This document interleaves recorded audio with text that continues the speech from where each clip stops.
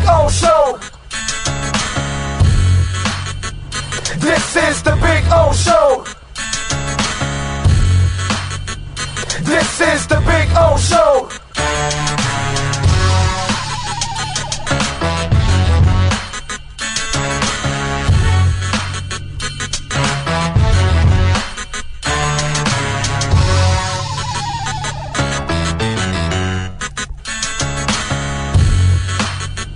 This is the Big O Show.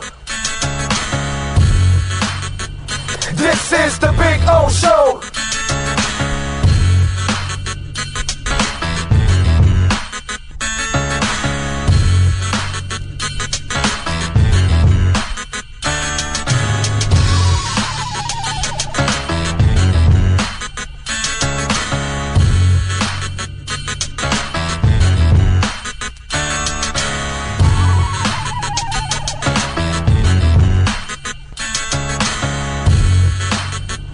This is the Big O Show.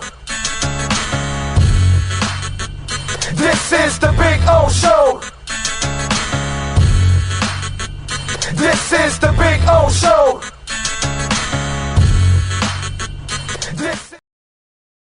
Just one place sold the most Acura models in the last 17 years. Acura of Pembroke Pines. Drive a new 2025 RDX, $419 a month during our 17th anniversary sale.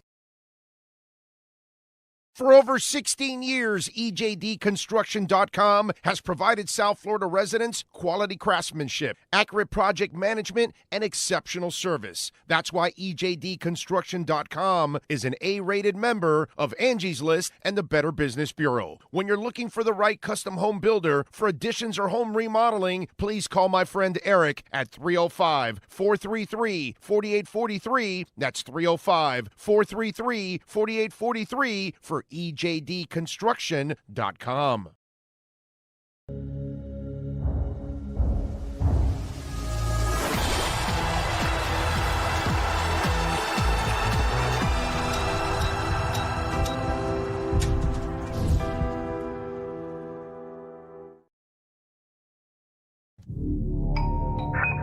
I think I know what this is.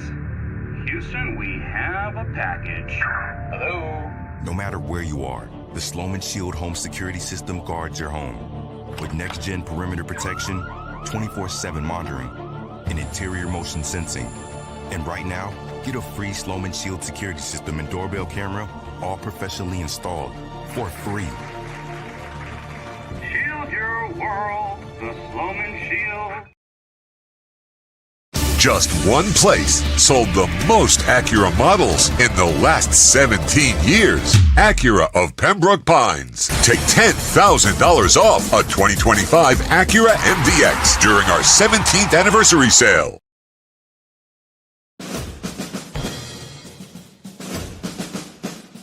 It starts every morning before the sun comes up. Projects are laid out. Plans are made. Equipment is fueled and loaded with inventory to handle all service requests. Orders are given to an army of skilled landscape maintenance professionals, certified arbor trimmers, irrigation technicians, and licensed pest management experts who fan out to communities and businesses all over South Florida. Experienced, on time, and dependable. Our staff is fully trained, licensed, and insured. Contact us by phone, email, social media, or through our website to answer all your landscape questions. We are Cutter's Edge. Total Landscape Solutions.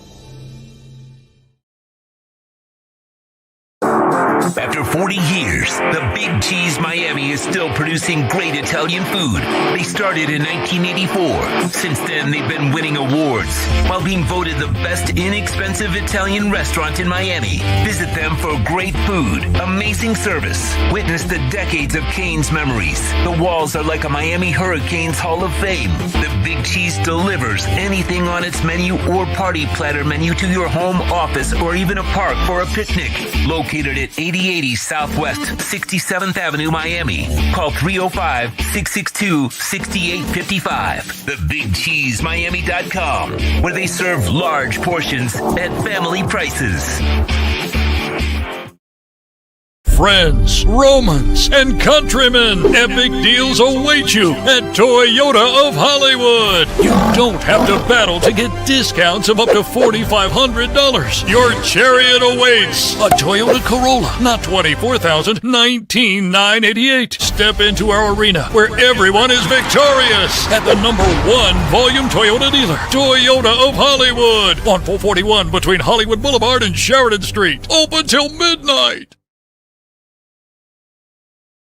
When it comes to your smile, confidence is so important. At Moody S Dental, they provide the services to get your smile back. This family-run practice prides itself by offering the latest technology to give your family the best experience possible. Moody S Dental has been in business for over 30 years with offices in Hialeah and Plantation. They accept most major dental insurances. They provide free new patient exams, 20% off select treatments. To qualify, please follow us on Instagram at moodys.dental. Moody S Dental has been in business for over 30 years. To schedule an appointment in Hialeah, call 305-821-0231 and Plantation 954-692-6825. From Invisaligns, dental implants, same-day crowns, and the preventative care and preservation to get your smile back. Go to moodysdental.com to find out more and tell them Big O sent you.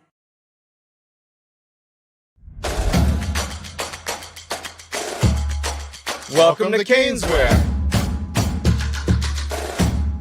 New store, new items, same great experience.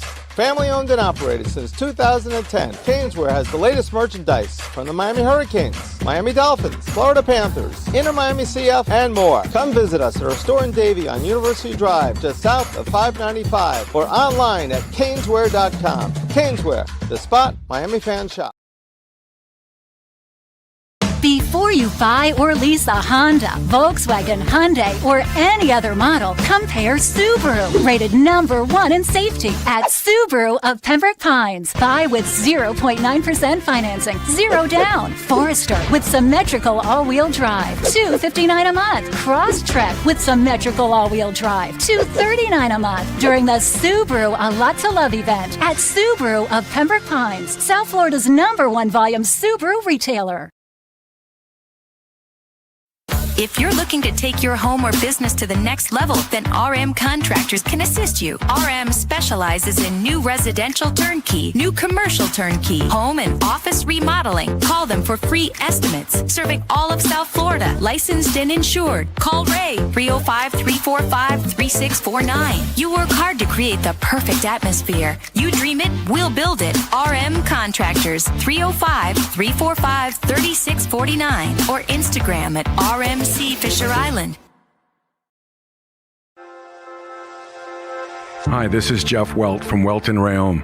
Dan and I have been in business together for over 22 years. We're not your typical lawyers. When Dan's not working in the office, he's flying his stunt plane. When I'm not in the office, I'm either getting tattooed, bowling, riding a motorcycle, or going to concerts. We might not be your typical attorneys, but we are aggressive attorneys, and we'll do whatever it takes to get you what you deserve. Consultations are always free. Call us anytime, 24/7. Welt & Rayom can help. Just one place sold the most Acura models in the last 17 years. Acura of Pembroke Pines. Drive a new Acura ZDX, $439 a month during our 17th anniversary sale. The viewpoints, statements, or beliefs expressed on the following program by the host, guests, or callers are not necessarily the opinions of FantasyXS.com, Media Group Inc. ownership, management, sponsors, or website.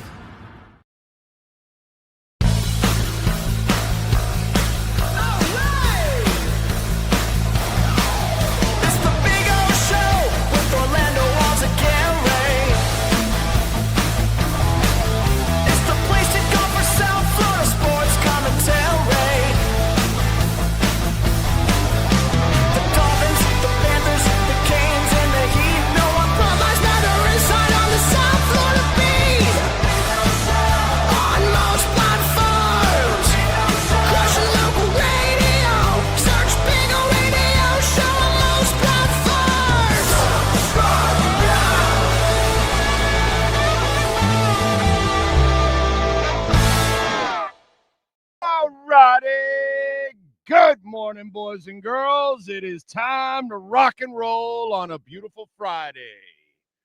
On a pump-a-lumpin' Friday. Yes, sir. Bitcoin at 113. I like it. I like it. I like it.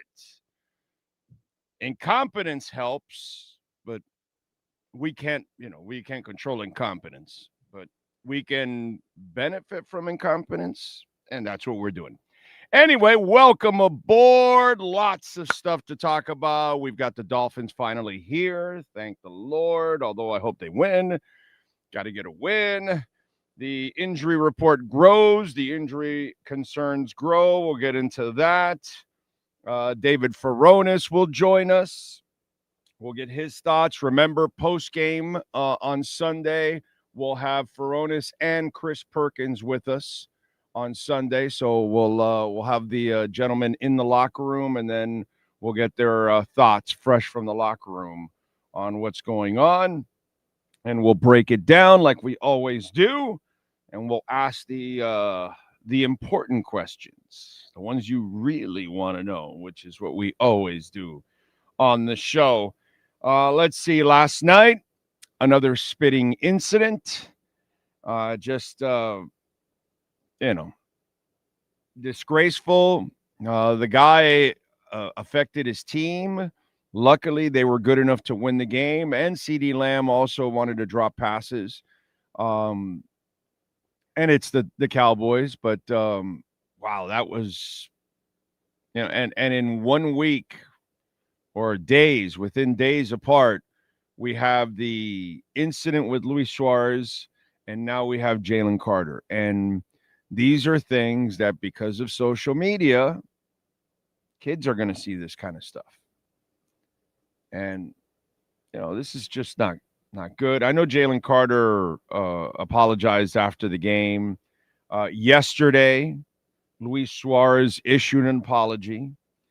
The problem with Luis Suarez is that when you issue an apology, you're, in my eyes, Tyreek Hill, Antonio Brown, Big Ben, Brandon Marshall, Conor McGregor. These are people that, to me, what I pick up from the bottom of my shoe, okay, is actually much more valuable than any of the people that I actually mentioned. In other words, their word is shit. They mean nothing to me. Whatever they say, I treat them like the Peanuts teacher. Wah, wah, wah, wah, wah, wah, wah, wah, wah, wah, wah. I don't want to hear from you, dude. Luis Suarez issued an apology. At least Jalen Carter did it right there and then after the game. By the way, Jalen Carter, a knucklehead in the NFL. Who do you think represents him? Anyway, it's just a theme that we have on the show for years and years and years. Just kind of keep reminding you, who's a magnet for morons. Anyway, so Luis Suarez issues an apology. Jalen Carter issues his apology right away. I give him credit for that. Not that Jalen Carter is any kind of saint, because he had his own troubles even getting into the league, that he was coming into the league with some issues, as it is. So we could tell that he's got anger issues. You know what I'm saying? And I know Dak was talking about something after the game about, because they were spitting on the floor or something, and, it had nothing to do with it. And Dak has nothing to do with this. This is Jalen Carter acting like a complete scumbag. And I hope that they suspend him for multiple games is what you deserve. And, yesterday, Inter Miami, I mean, can you people be any more embarrassing, Inter Miami? Yesterday is when that franchise actually acknowledged what happened. Wow. Dude, I mean, can you people be any more pathetic on how you do business? Just because you have money and you can buy players doesn't mean you do anything else right, dude. So if anybody is watching from Inter Miami, you people do nothing right. Any moron can throw money around and go buy a player. That takes no fucking skill. Okay, that's a message for Inter Miami and everybody in that organization. You're a clown show.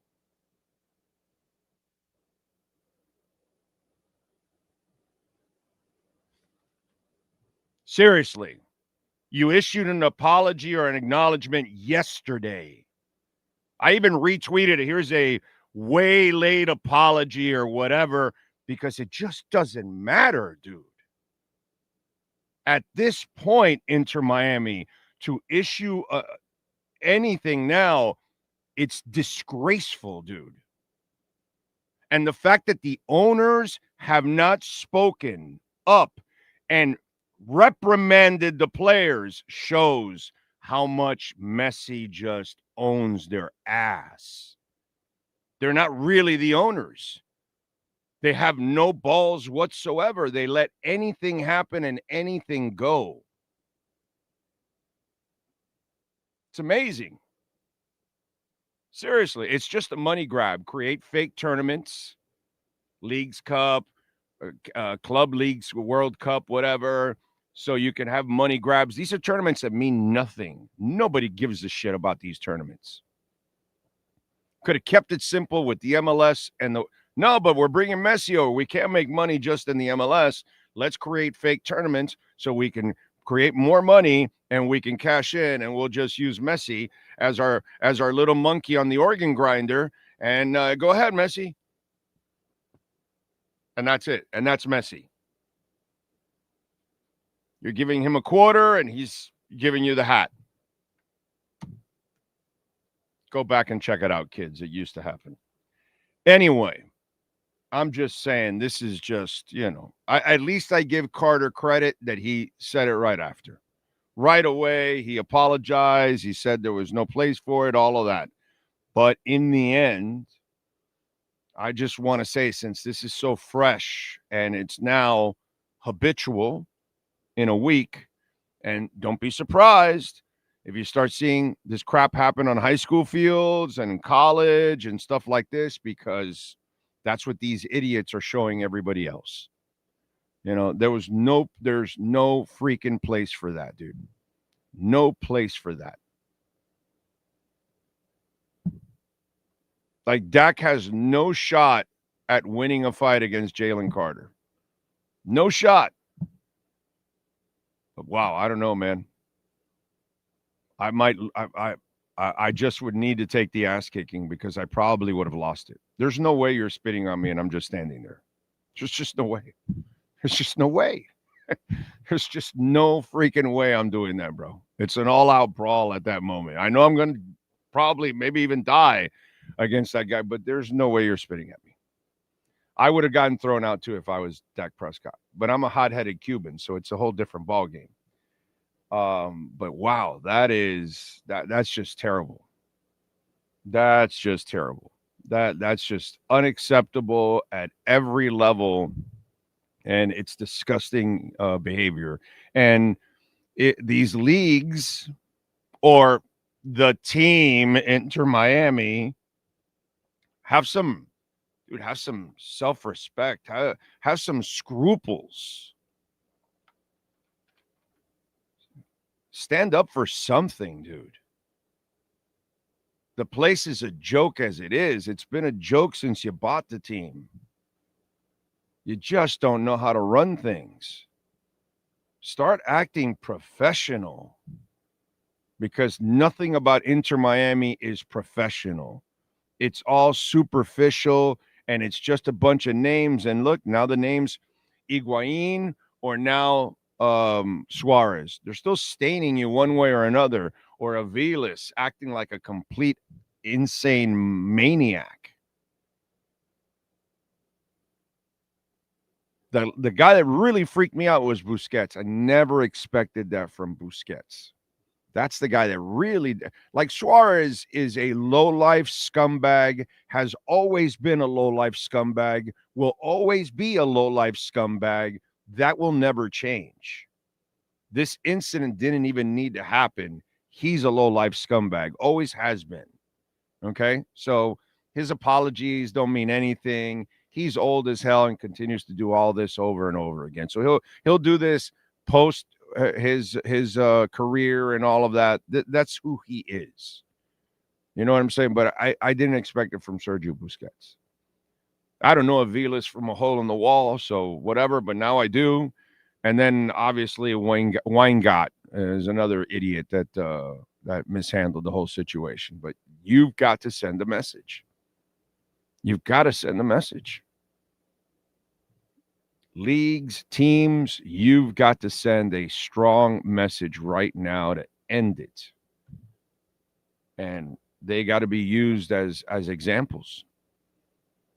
I don't think on the soccer side they have any teeth whatsoever. Because since nobody cares about soccer in this country, they only care about international soccer in this country. You know, in general, there's a niche of fans for MLS like me, but there's not enough of us. They are so desperate to climb that ladder that they can't even go after their cash cows. See, the league in the NFL is the cash cow. Jalen Carter doesn't mean jack shit to the big picture of the NFL. The NFL could crush Jalen Carter, kick him to the curb, and move on and forget about Jalen Carter, and the league will move on. Okay, because we have moved on from Joe Montana and Marino, and, you know, we've moved on from the biggest names in the world. Jalen Carter ain't jack shit. So the league is bigger than the name. On the MLS side, the names are bigger than the league. It's a real, but it really is interesting how the dynamics of all of this and how piss poor of an organization Inter Miami is. It's just like, it's really like a movie facade of a town where you look at the building and when you open, there's nothing there because it's just a facade. Oh, there's not a real building. Damn, it looks like it. That's exactly what Inter Miami is. Messy and a facade because it's so poorly run, dysfunctional. These are people that have been busted for cheating already by the league in a short amount of time. Right away in the first couple of years, they can only have 3 international players. They had 5. They already had sanctions against them. They've had like 4 different general managers, like 4 different coaches. It's a disaster. They're as dysfunctional as it gets. They just throw money at it because they're billionaires. At least I give them credit that they are willing to spend. Do they know what they're doing? They have no freaking clue. It's a fantasy soccer team. They have no idea what they're doing. And that's why they get no results. They've won nothing. They've brought the greatest player in soccer or top 3 greatest players in soccer, and the guy can't win jack shit here. And by the way, again, I'm not the guy that blames everything on Marino because I've seen those people. I'm not the guy that blames everything on Tua, and I'm not going to blame everything on Messi. Well, yeah, actually I am. Because he decides on all the players around him, not those guys. It's not their fault that their team didn't want to run the ball and have a dominant defense and things like that. Anyway, remember, folks, smash the like button. It's a great way to support the show. Please, please, please do it for Sean Stanley. Do it for me. Do it for David Furones. Do it for Manny Navarro. Do it for our survival. You can make a donation, Cash App or Venmo at Cash Big O Show. That is Cash Big O Show. You can also use the QR codes that Mr. Sean Stanley will show you there. Ocala Joe, thank you for the love this morning on Cash App. Thank you, thank you, thank you. Says, morning, wise one. Have a great day. I don't know about wise, but just there's a little common sense. That's all. It's a little common sense, you know. But I appreciate it. Thank you, sir. Thank you, thank you, thank you. Carl Kresmer, thank you for the love on the super chat. He says, Big O, was great to see NFL football back last night. I thought it was a very entertaining game to get the season started. Dak played well. Yeah, man. I mean, the CD Lamb stuff was kind of screwed up. Hey, by the way, props to him. After the game, I don't know, because it's late and all that. Jesus, man. Staying up and then doing this kind of sucks. Let's see, where is it? But I did check it out. I saw it, and then I wanted to we can't show you the video because then we get tagged by YouTube for every damn thing. But after the game, he says, man, that's terrible. Honestly, I feel like I can't point no finger at anybody else. He told reporters, and our boy Todd Archer, by the way, says, I take full accountability in everything that's going to come with it. As for me as a player, I've prayed for moments like that, for the ball to come my way, and for me not to come up with it, that stings a little bit. So he goes, and then when asked if he was rusty about not playing in the preseason, he goes, that ain't got nothing to do with what's going on right now. I need to catch the damn ball. So he had the 7 for 110, but the 40-yarder, the short one on 4th down, and just these are things that they could have won the game. You know, they got a great break on Jalen Carter's stupidness because he changes the entire game. Now you don't have anybody on that D-line that you have to double team, somebody that can just completely disrupt everything that's going on. That's out of the picture. That got the Cowboys in the game. That gave them the break of a lifetime. And CeeDee Lamb's drops were huge, dude. They were huge. I felt bad for him. He's a damn good player, man. You know, but he had a bad night last night. You look at this, anybody sees the stats, 7 for 110. Oh, he was fantastic. No, not really. You know, no, not really, because you're paid to catch those big plays, man. You need to make those big plays. If it was a terrible throw, fine. Even the diving one, he should have caught it. You know, you had to play on it. Sorry. I mean, that's why they pay you that kind of money. If you're the 6th receiver on the roster and you've got an opportunity to make a huge play in a big moment, you know, like Mike McDaniel puts Dubose and what's the bonehead with the dreads? What's his name? What's his name? Chosen. Robbie Chosen. Yeah, no, Green Bay. It's 3rd and 15. Yeah, let's put one runs the wrong route, the other one drops the ball. You do I ever blame Robbie Chosen or Grant Dubose when I bring that up over and over again? Who do I blame? I blame Mike McDaniel that he didn't know his top 2 receivers chose to take the playoff. Oh, no, I need a breather. It's 3rd and 15.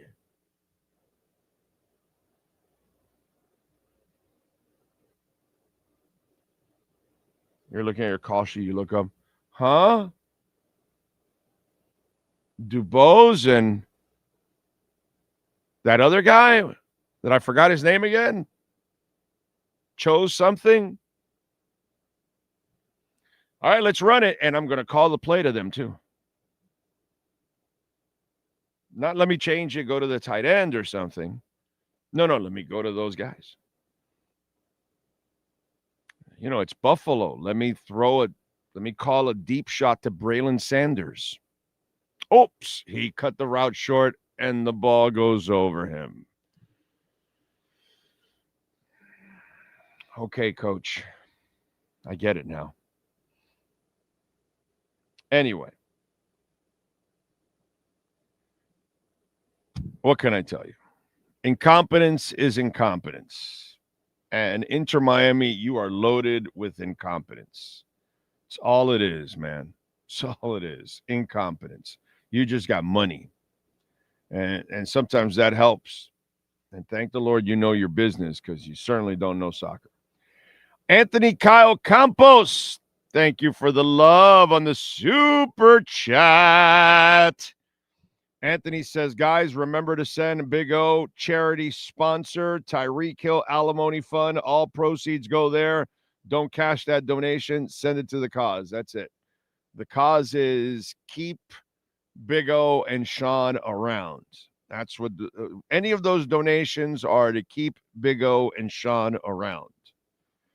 So that's what you're doing. That's the charity that you're doing. Okay. You're taking care of us on the show so we can continue to provide you the proper coverage of our local teams and the stuff that's nationally going on in general.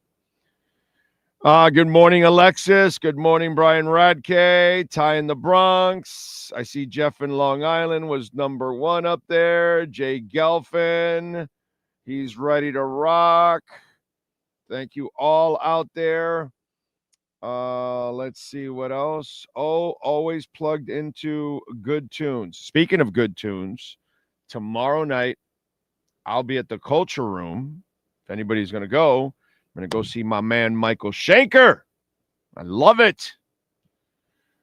Love it. See one of the great guitarists of all time. He'll be jamming a lot of UFO songs, so that'll be cool.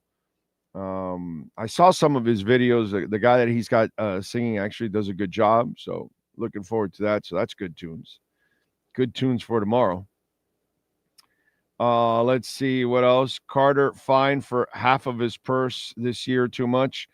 It's not money. You need to suspend them games. That's where I think, Eric, that it needs to go. That's where it hurts. Games. Money doesn't hurt them. They got money. You find them 50,000, 20,000, 100,000, which that won't even happen. They'll laugh at that shit. Make them miss games. Make them miss games, which possibly makes them miss incentives, hurts their teammates, hurts the team. That's what you're supposed to do if you're a league. You got to make them pay. So that way they remember to never do that again. And you got to send a message. The fact that Inter Miami has no balls whatsoever, it's disgusting. Disgusting. Seriously. Oscar Rojas, good morning to you, sir. Stainless J, the Miami facade. So unfortunately, that's what we've been. You know, it's not an incredible foundation like the Florida Panthers. That's an incredible foundation. See, that's a real foundation. Mario Cristobal building a real foundation, baby. Gotta give him credit. C. Dola wants to remind everybody that Taj Washington is awesome. Sanders as well, dropping passes. Yes, sir. Stoney Stanley, good morning to you, sir. Alan Bernardez. People master like button for the Big O and Sean. Ray, awesome game last night. Thanks to Jalen Carter. He made it a better game. Miles Deep says, Big O, the Struts are going to be here at a local casino, the Durango. Well, go, dude.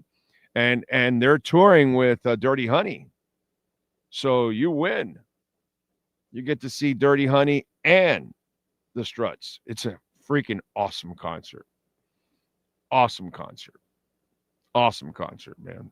Had a great time. I love the Struts, and I love Dirty Honey, man. God, I love Dirty Honey. They are so freaking amazing, man.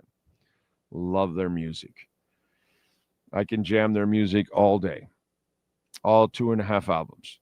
Ray Grullon, howdy, we better not lose to Daniel Jones. Are you going to Howard Jones? Yes, I will be at Howard Jones in Haircut 100.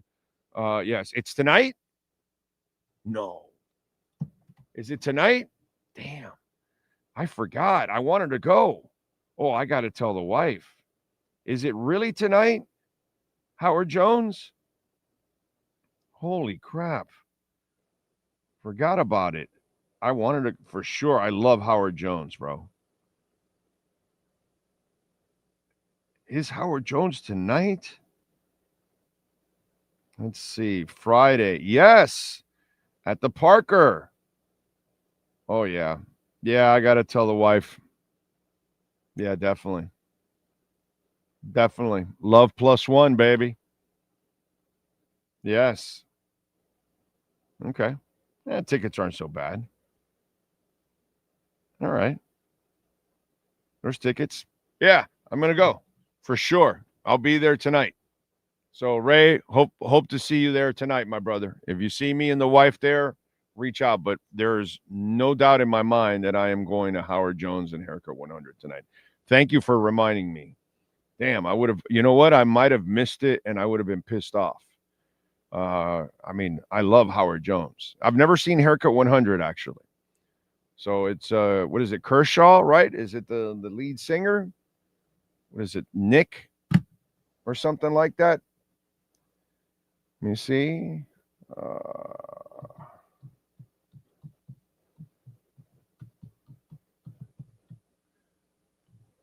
See, what is it? Yeah, Nick Hayward. Nick Hayward. I've never seen Haircut 100. I mean, it's like 2 songs, you know. I don't really know too much of their catalog, so whatever. But Howard Jones, and when Howard has a band, and I think that's what he's doing now, because that's where the last time I saw him, he was touring with a full band. In fact, I don't know if he's still going to do it, but his bassist is the guy from Kajagoogoo. So, you know, and he has one of that bass line from Too Shy to Shy. That's one of the great bass lines of all time. I'm not sure if he's still with him, touring with him, but the last time I saw Howard Jones, that was part of his band, which was like pretty cool. And they did a little Too Shy to Shy, which was also really, really cool too. But I'm not sure if that's, don't hold me to that. That may not happen tonight. So, you know, just in case, Ray. Okay. So if he's not part of the band anymore and they don't play the Too Shy to Shy, don't hold it against me. Okay. But yeah, that's it's cool stuff. Tony Zags is excited for another Dolphins season and the pre and post game show. Thank you, sir. We are back and we'll be rocking. Prescott spit in Carter's direction and gave one hell of a smirk in his direction. He played that dummy like a flute, but you can't. You can spit on the floor all you want, but you can't spit on a man. There's no excuses. I don't give Jalen any breaks whatsoever. And I know that if you get baited into something, which they do that in sports all the time, well, that's your own fault too. You know what I mean? Jalen Carter already has proven in the past that he's not the brightest bulb in the chandelier. So what he did last night kind of proves that his elevator doesn't go to the top floor. So it is what it is. Alan says, bro, what's your take on Sunday's game? Does Miami win? Yeah, I think they win within like a field goal, something like that, a really close game. I'm betting on Miami and I bet the money line. I expect them to win. Well, can I look like a complete idiot? Yeah, dude, the Dolphins have made me look like idiots many times over the years, but they should. I was an idiot last year. A complete moron. I thought for sure they would beat the Colts last year, and they didn't. So here I am. What can I tell you? I'm a hell of a lot better at predicting Bitcoin than I am the Dolphins, apparently, on those kind of games. So I apologize, man. You know, Alan, I try to figure this team out. It's just hard, man. Cash Jeweler says, you putting money on the Fins this? I did already. Obviously, you're just tuning in, but I already bet him. I got him at 1.5. When they named Daniel Jones the starter, the Colts line went to plus 1.5. And then it went back down to 1, and it stayed there the entire time. No matter what anybody else tells you, by the way, because I know there was some crazy stuff out there being reported. Anyway, bro, I saw George Thorogood the other night at the Parker. He was pretty good. Did you ever see him? Yes, I saw him in the 80s and the 90s. The voice doesn't have the same power anymore because obviously he's an older man now. It's like when you go see Blondie. I love Blondie, dude. She's got no power in her voice anymore. You know what I mean? And Wilson now from Hart has lost some too. It's just they get older. You can't expect them to be the same. But George was really good, dude. Really, really, really good. I know now he's kind of not the same, but he can still jam and he can still put on a show. But again, we got to give some of these people a break because they are, once you get to a certain age, you're not going to be able to do the same things you did when you were younger. But yeah, I really enjoyed George Thorogood in concert in the past. Oscar says, Big O, I've seen Howard Jones with the Culture Club back, I believe in 17 or 18 Bayfront. Yes. You saw a hell of a show then. Jeff in Long Island has the Dolphins winning 27-17. We'll see if David Furones has the Miami Dolphins winning in our Welt and Rheaume Miami Dolphins report. All rise, football fans, as the Welt and Rheaume Miami Dolphins report with David Furones is in session.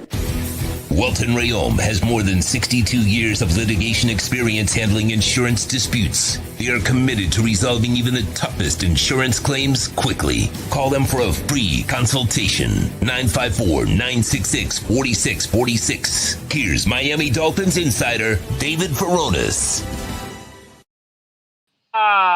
There he is, the man, the myth, the legend. How you feeling, baby? You feeling good? Feeling good. Week 1 of the NFL on tap. Getting into the weekend here and getting ready to head out to Indy tomorrow. Cover the game on Sunday.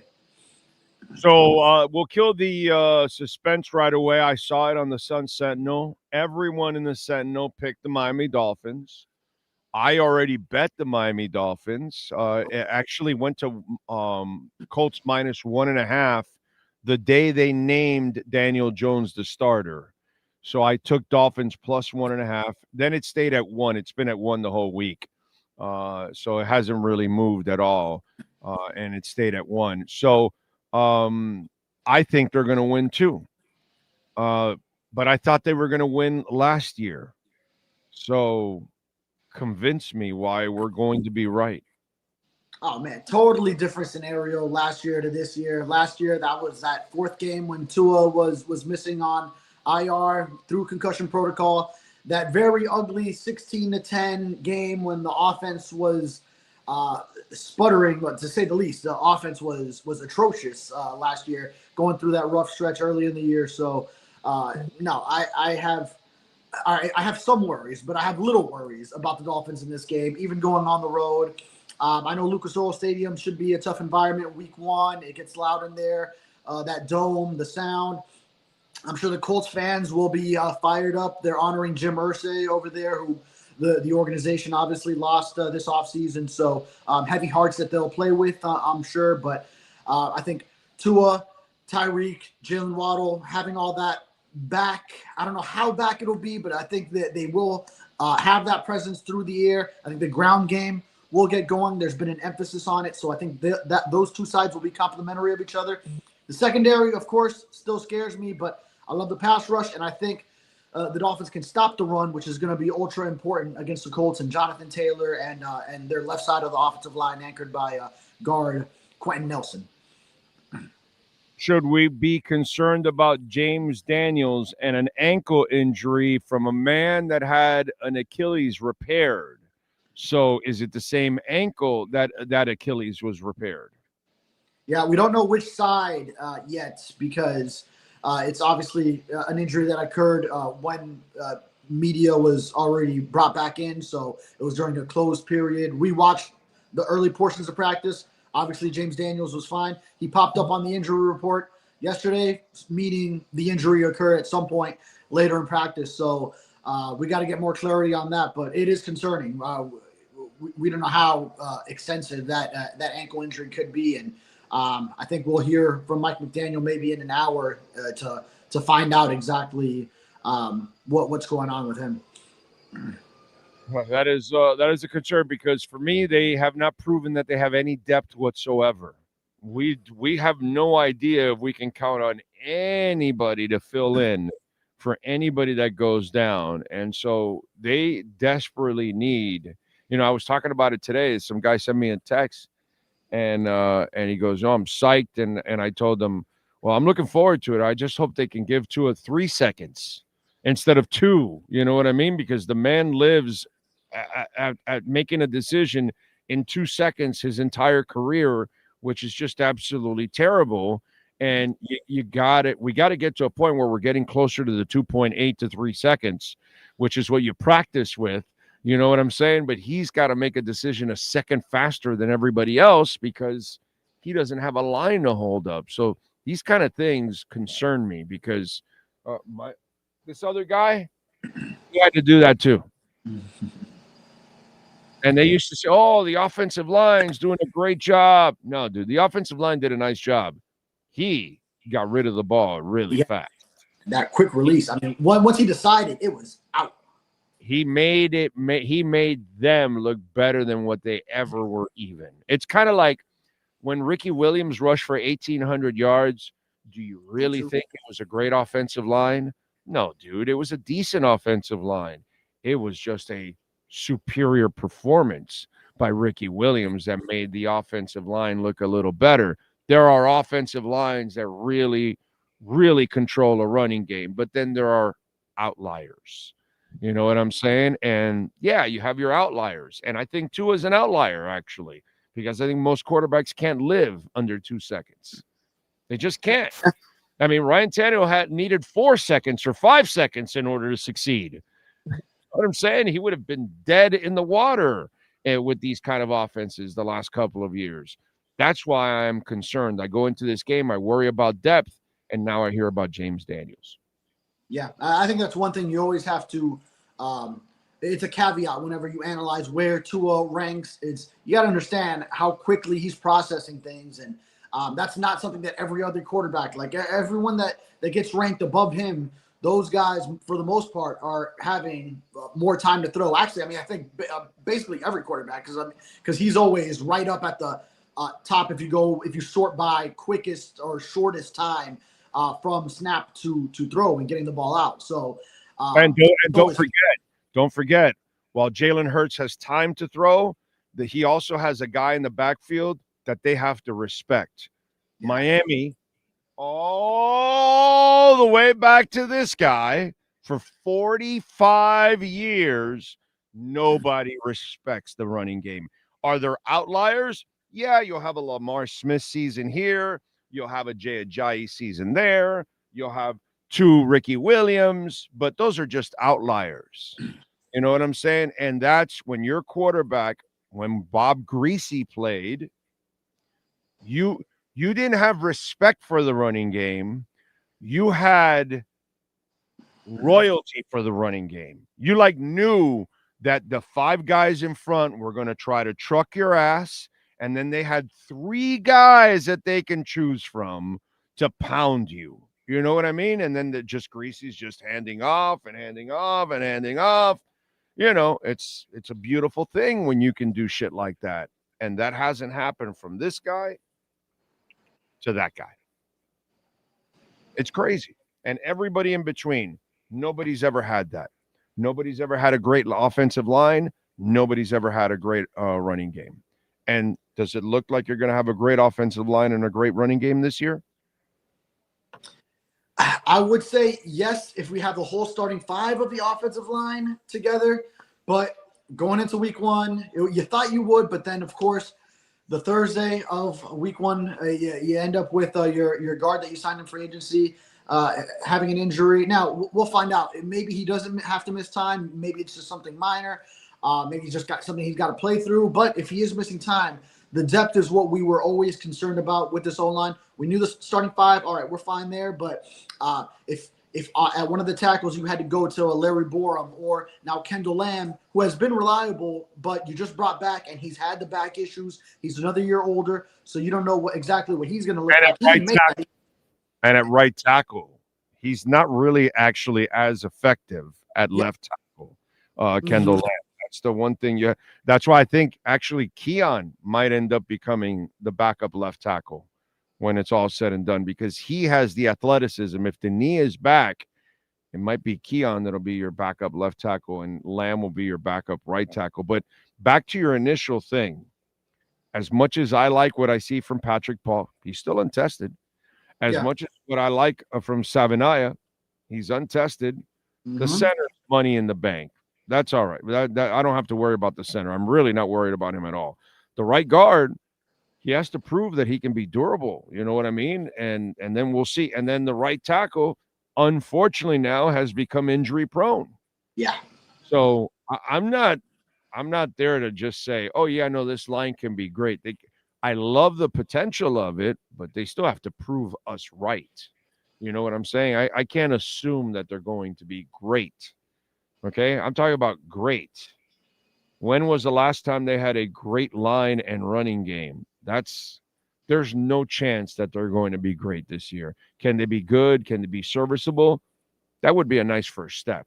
But to go from unknowns to great, damn, I would love to see that, but that's kind of really unrealistic. Yeah. I mean, one line in recent memory, the start of the 2023 season. I thought that line was really strong. You still had Robert Hunt on this team when Austin Jackson was healthy and coming along. You had Connor Williams healthy. And before it was, I'm blanking on his name now, the guard, Isaiah Witten, before he went down with his injury in that game against Philly. And you had Teron Armstead. Now, that line looked good. But as we all know, they had, more than 10, 11 or 12 different starting offensive line units because there were so many injuries by the end of the season. So that's the unfortunate thing. I don't look at this 5 quite as well as that group. I think it has the potential to be close to it, but it's the durability factor. And now if you're already missing time with James Daniels, now it's either going to come down to, you mentioned Keon Smith, how you like him at tackle. He's versatile. He can play guard and tackle. They've used him in different spots. Could it be him? Could it be Daniel Brunskill? This is where you're actually concerned that you still don't have Liam Eichenberg, who's been on PUP. And when it all comes down to the much beleaguered, much maligned Liam Eichenberg. He doesn't make me feel any better, bro. I mean, I'm sorry. I'm just not oh, wow, we're really missing Liam Eichenberg. I'm just not really, I'm just not. When healthy, he would be your top backup guard, and he would be the guy that comes in this spot who started so many games last year. But again, doesn't mean he's reliable. No. Sorry. It's just his play is not reliable. It's not consistent. He ends up on, you know what, he's more consistent to get into a break dance than actually have a great game because he's going to be on the floor a lot. You know, I'm surprised that when he goes down to the floor, he doesn't pose. He doesn't do something like breakdancers used to do back in the day. You know, at least Liam, if you're going to be on the floor, do a breakdance pose too at the same time, you know, grab your nuts or something. I don't know. Do something, at least do something entertaining while you're, waddling on the floor. A little Marshawn Lynch beast mode. Yeah, anything. No, but seriously, that is my concern.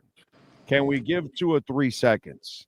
Can we get a dominant running game going? Because without that, in these kind of moments, in loud buildings, in the fourth quarter, it's going to be a problem, dude. If you just want to pass. And then we know that their history is they're not disciplined and they have pre-snap penalties and all that other stuff. And so these are things that I do worry about. When you cannot just hand the ball off to people and move the offense that way, it just becomes it just puts the weight of the world on your passing game. Yeah, and you mentioned left side of the line, unproven. So Patrick Paul going into his first year as a full-time starter. He did get a few starts last year, filling in for Teestead. Jonas Avayanaya, a rookie. So this is going to be the first time he's in an NFL loud environment against pros now. I'm sure all these college guys, they've seen loud environments in college. Obviously, there's great atmospheres at a lot of college stadiums. Maybe Jonah didn't play in like the SEC or the Big Ten where you had as much of that and the big like 100,000 people crowds, but still, you've seen some environments. But it's going to be different when you've got the environment, you've got them getting loud on third down, and then you also, instead of having some 3-star defensive tackle who's a sophomore in front of you. You've got DeForest Buckner on the interior of the Colts defensive line, or Grover Stewart. So that'll be a difference for an unproven rookie like Jonas Vainaya, and then on the edge, Patrick Paul, whether he's seeing Kwity Paye or the other edge rusher they have there. I'm blanking on the name now, but I'll get it to you in a second. No, I got you. We talked to Stephen Holder. He mentioned those guys yesterday. Yeah. Darren Waller. Okay, so I'm trying to understand this. So clearly they lied the entire time. They weren't trying to bring him along slowly or anything like that. It had nothing to do with that. Piecemeal, all that. He has 2 injuries, right? It's is it 1 or 2 injuries? What is it? It's hip issue. Darren Waller, hip. Yeah, hip issue. Just a hip issue. Okay. So clearly it's a hip issue that's been bothering him for weeks because he can't practice. Right? If you can't practice, then you must be injured. Right? So it's all lies about getting him. So here's a guy that's been injured for weeks, hasn't been able to practice. We're already through the important practices of the week. Today is basically a walkthrough. It's not even a real practice today. You're in shells and it's just, there's nothing going on. So I'm supposed to believe that for a month and a half, he's done nothing. And all of a sudden, you're going to throw him onto the field? A guy that's got a hip injury and hasn't practiced and doesn't have real timing. And I think there's no chance he plays. It makes no sense. You can't tell me about all of this, that you want to bring him along slowly and he really has an injury and he doesn't practice all week. And then all of a sudden, we're going to throw him in there in the middle of an NFL game. He hasn't hit anybody. He hasn't gotten hit. You tell me, dude. I mean, this is the weirdest situation I've ever seen to bring a player back. Yeah, and it only gets more strange by the day, by the hour. To not see him in either of these practices. I mean, Wednesday, Mike McDaniel goes ahead and tells us, well, it's because we haven't put him out there for 3 consecutive practices, meaning he's looking forward to, it'll be a Wednesday, Thursday, Friday array of practice. So he's saying, all right, we'll give him the Wednesday off so that then with the plan of giving him Thursday and Friday. But then Thursday comes around and we still don't see him. And that's when McDaniel had mentioned they're going to start doing the third down, the red zone. That's when you really want Darren Waller to get into team portions of practice. Well, he's still not out there, so it's just mind-boggling, and was a DNP entirely. It wasn't like we only didn't see him at the portion open to media. Like, he did not practice at all, and then was we didn't see him. This is what's really odd. We're in the locker room for post-practice availabilities. We don't see him at all, and then it was timed kind of like right as we're leaving.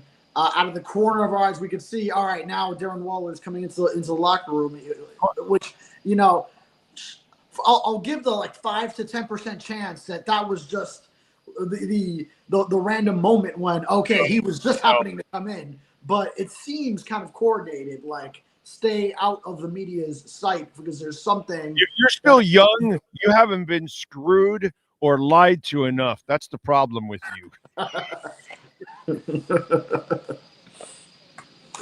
But it's just wild to me. So all right, as it pertains to Sunday and game day, I would find it hard to believe unless there's something that Mike McDaniel tells us today that is just revealing that it's not what we think it is and that he is okay.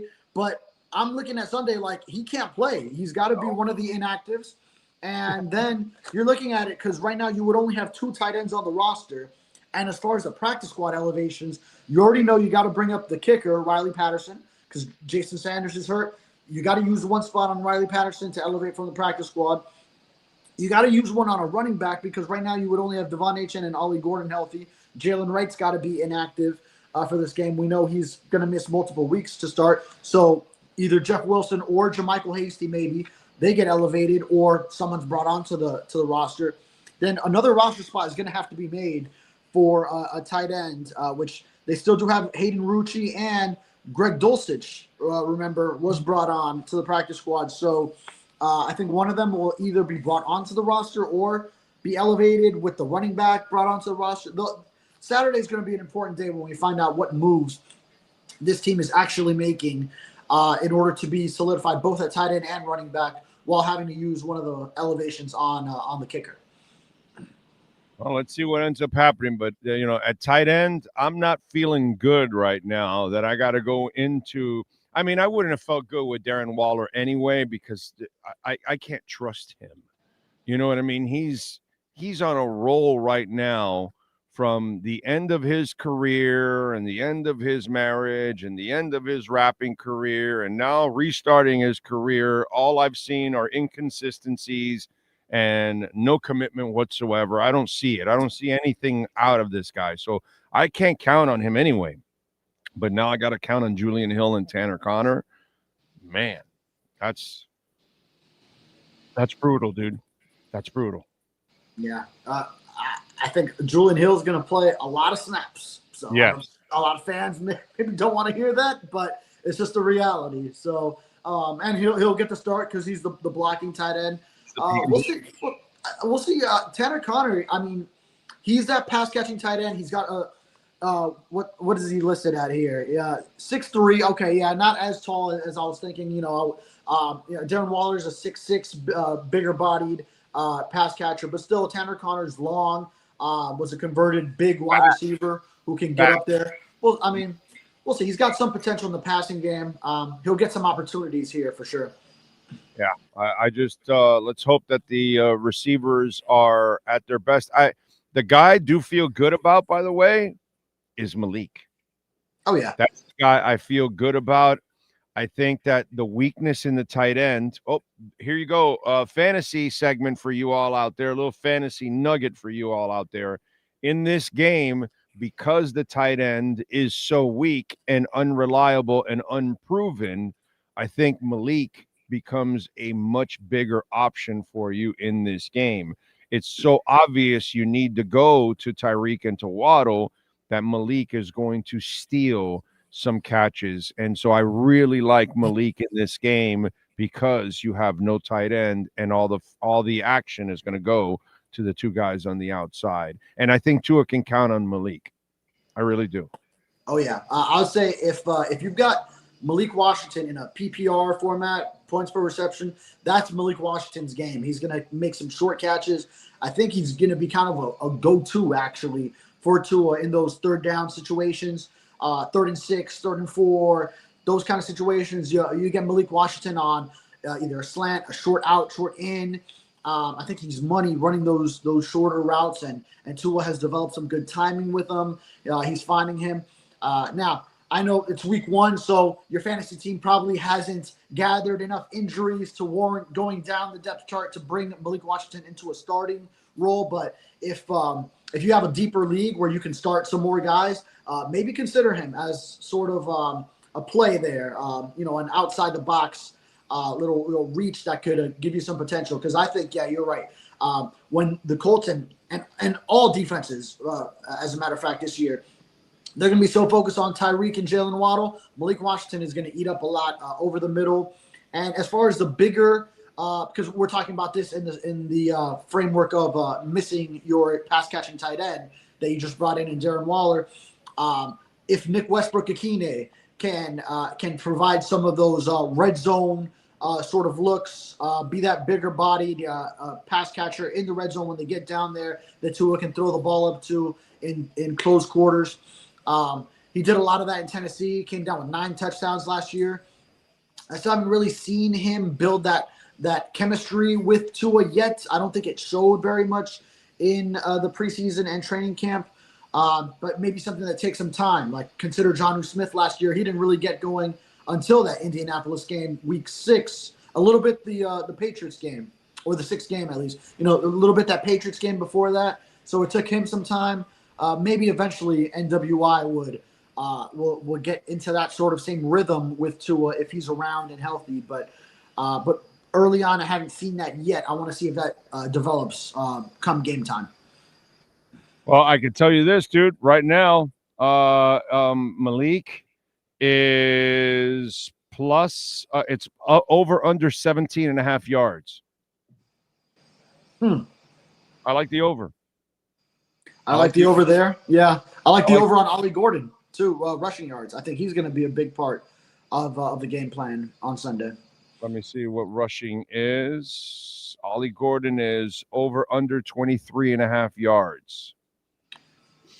Is that on Hard Rock? Because I saw they have that. Yeah, that's in Hard Rock. HN is 60.5 and Ollie Gordon is 23.5. Yeah, but they have like a minus 155 or something for Ollie, right? So I was looking at that. Minus 115. It's not that bad. Okay, maybe there was like a weird, when I looked at it, there was like a weird hit glitch. Okay. Yeah, no, Yeah. it's minus 115. That's not bad. Yeah, That's not I like that number.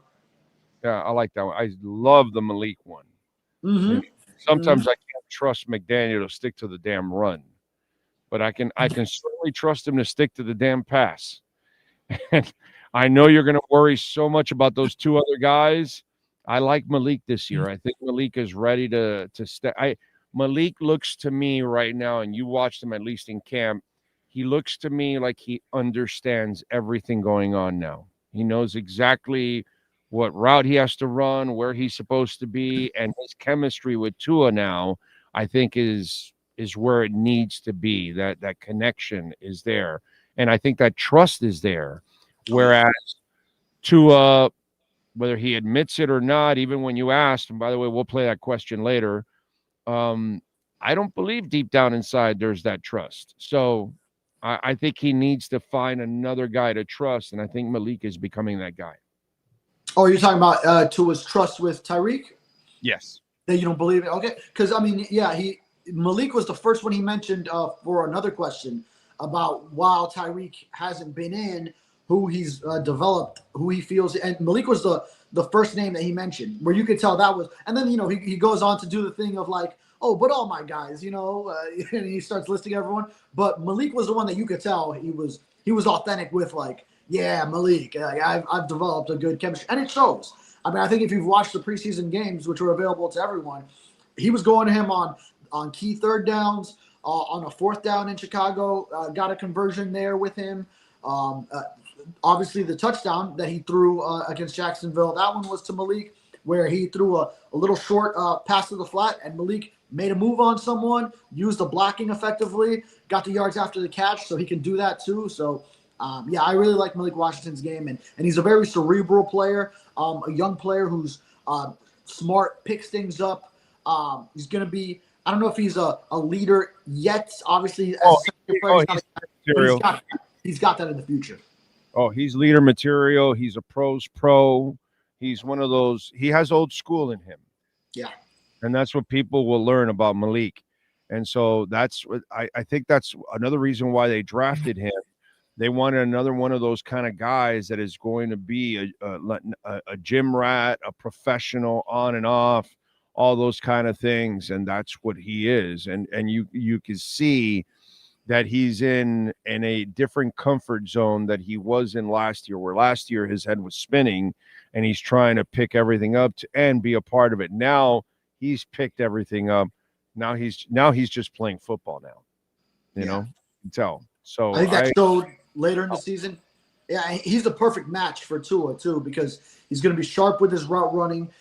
He's going to be on time. It's so much timing, and Tua is throwing to a spot, not analyze. Okay, the receiver, he is open. Now I'm going to throw to him. No. He is throwing to a spot where he expects his receiver to be. So it is vital that receiver is in sync with the timing of the offense, with the route, running the route he's supposed to be, aligned correctly.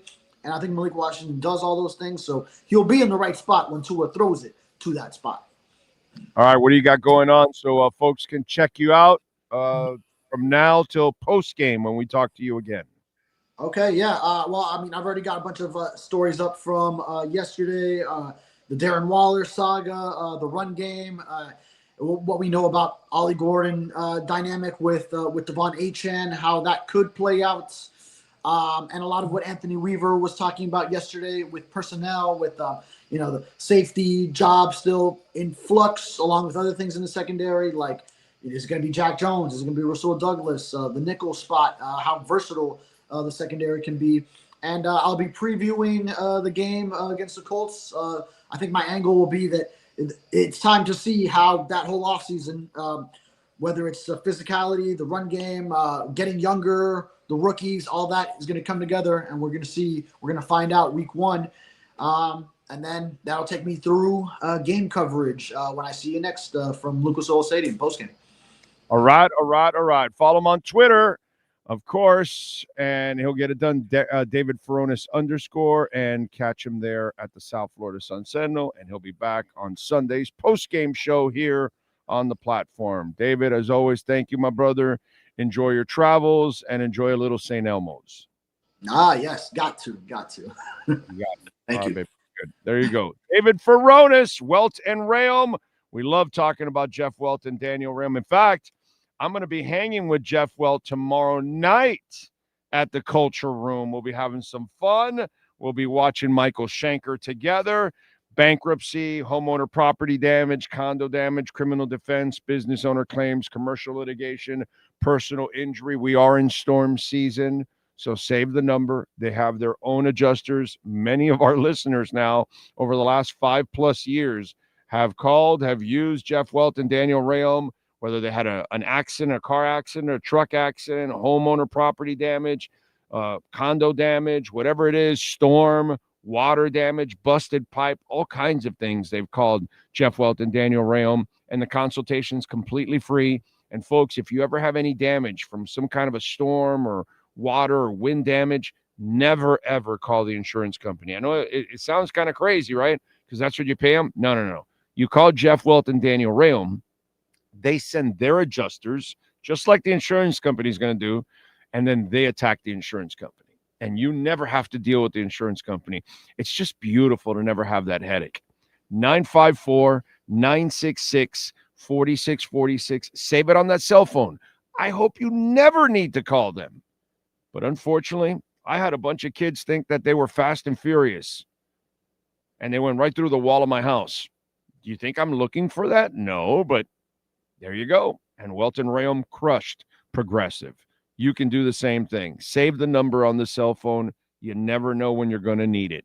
954-966-4646.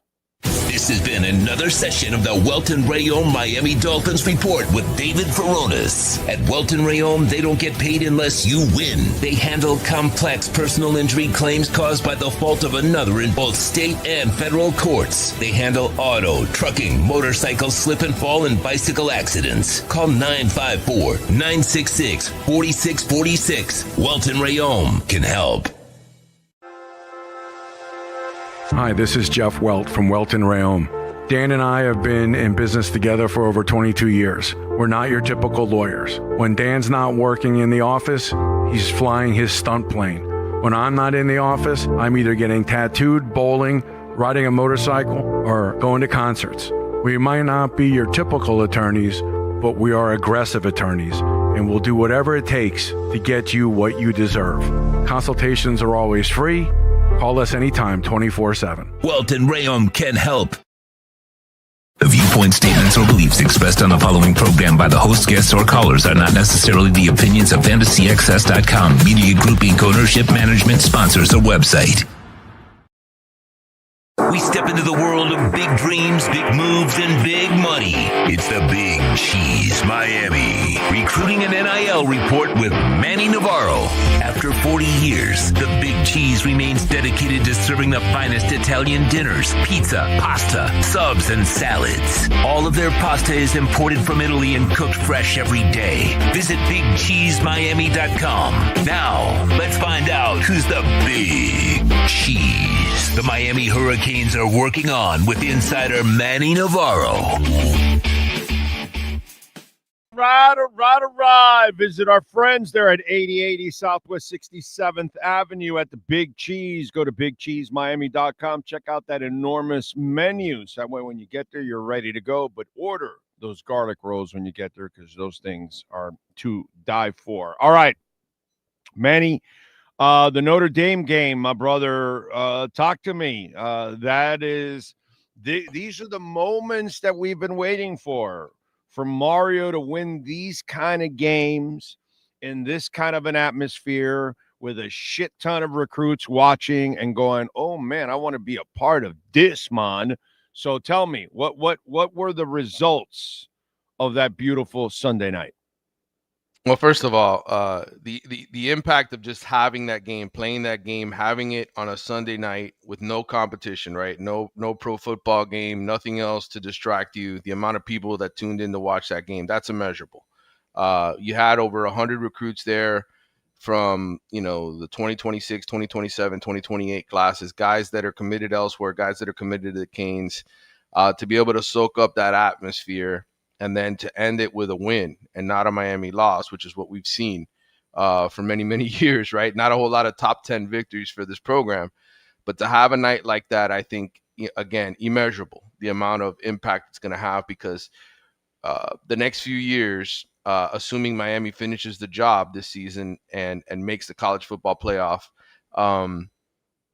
you're going to have kids that watch that game and said, man, I was excited by the way that Miami looked that night, right? And I want to jump on board.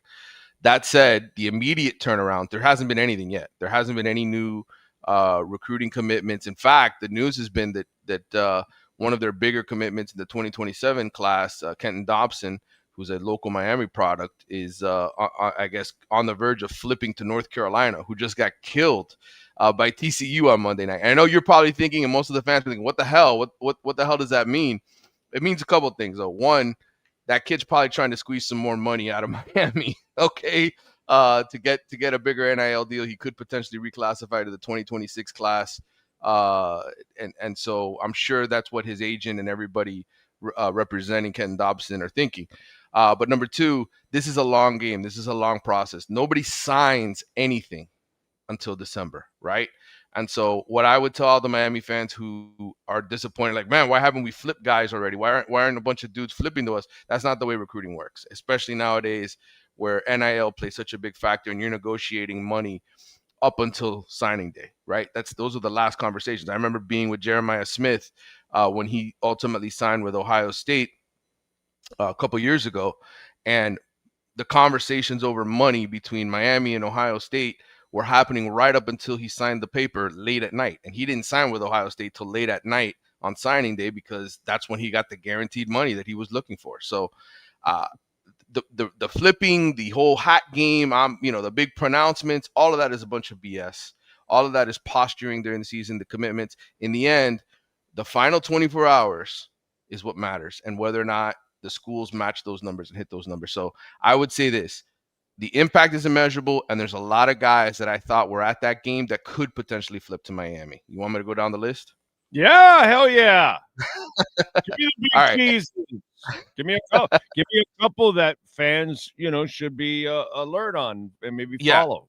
Yeah, Anthony Jones is a kid out of Alabama. He's one of the best edge rushers in the country. He committed to Oregon early in the process, okay? Miami was right there for Anthony Jones, Tank Jones. He was at the game Sunday night.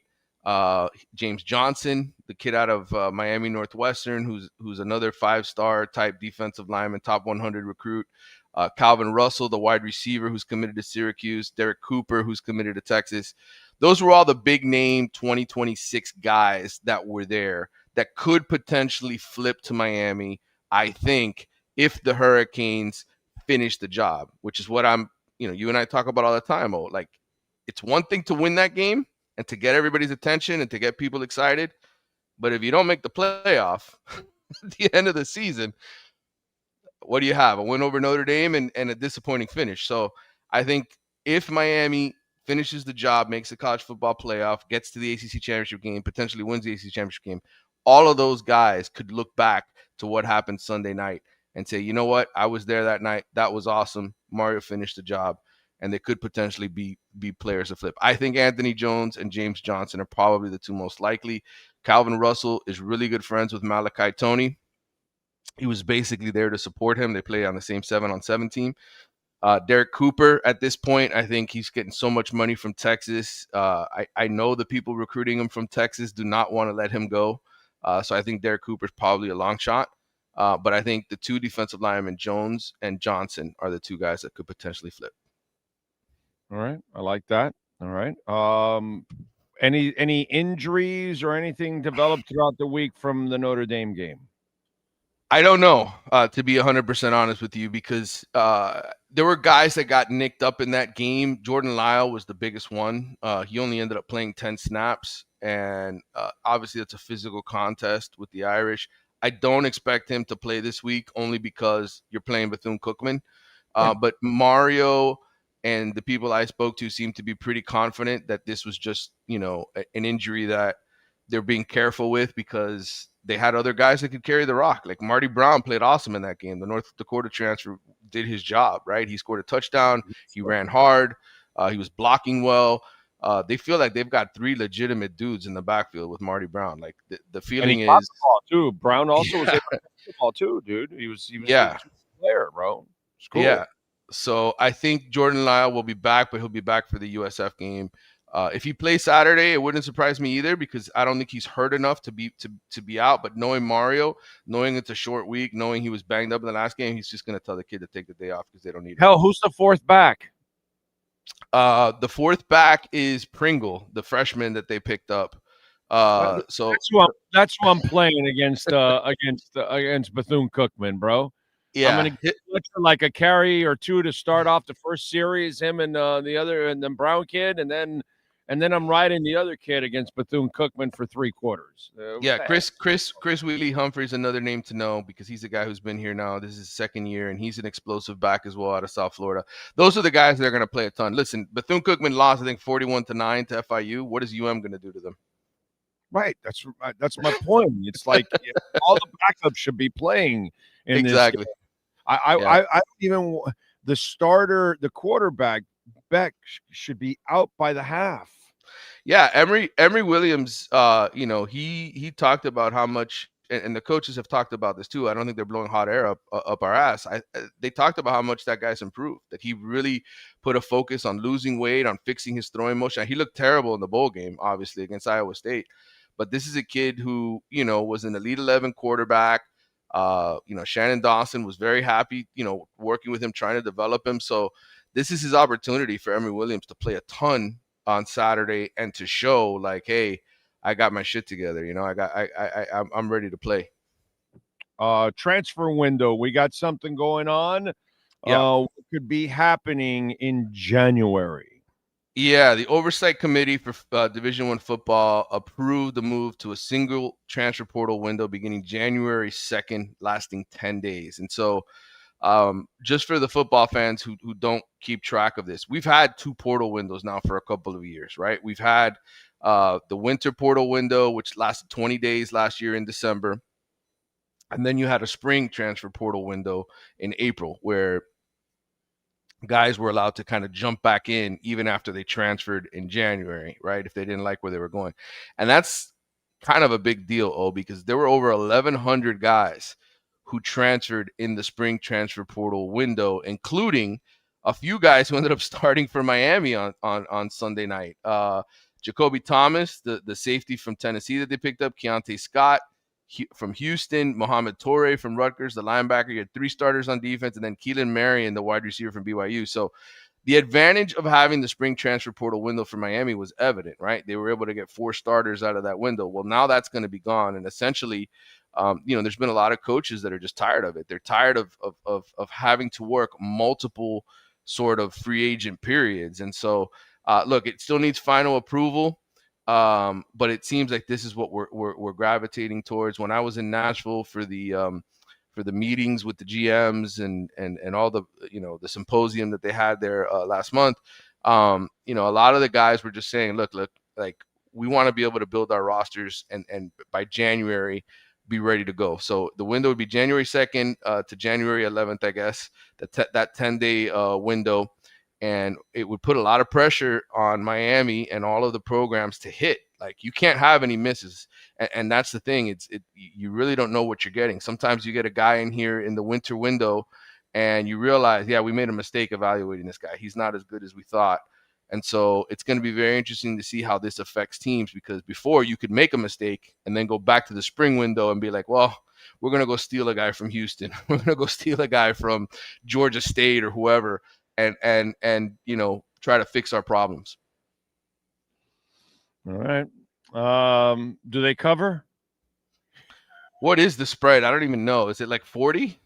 My guess is yes, because people don't realize, dude, like these FCF schools, like the days of the Appalachian States pulling upsets, against, Michigan, that's over, bro. The transfer portal has ended that, because if you've got a good squad and you're at the FCS or the G5 level, all of those dudes are gone. They're all going to get paid somewhere else. Let's, I would imagine that this will also be good, because we've watched Kane's teams struggle, starters, against FAMU, Bethune-Cookman, whatever scum crap from northeastern Louisiana State or whatever, and we're like, what the hell is going on here? And maybe now we get back to what you're supposed to do. Your first team comes out, you throttle them, and then your second team comes out and continues to throttle them. And that would be actually like this was a good test this past week, that you finally beat a top 10 team, a physical team. You were able to get in there and, as Mario said, rock 'em, sock 'em robots and win that, And so now this week, it's the complacency week.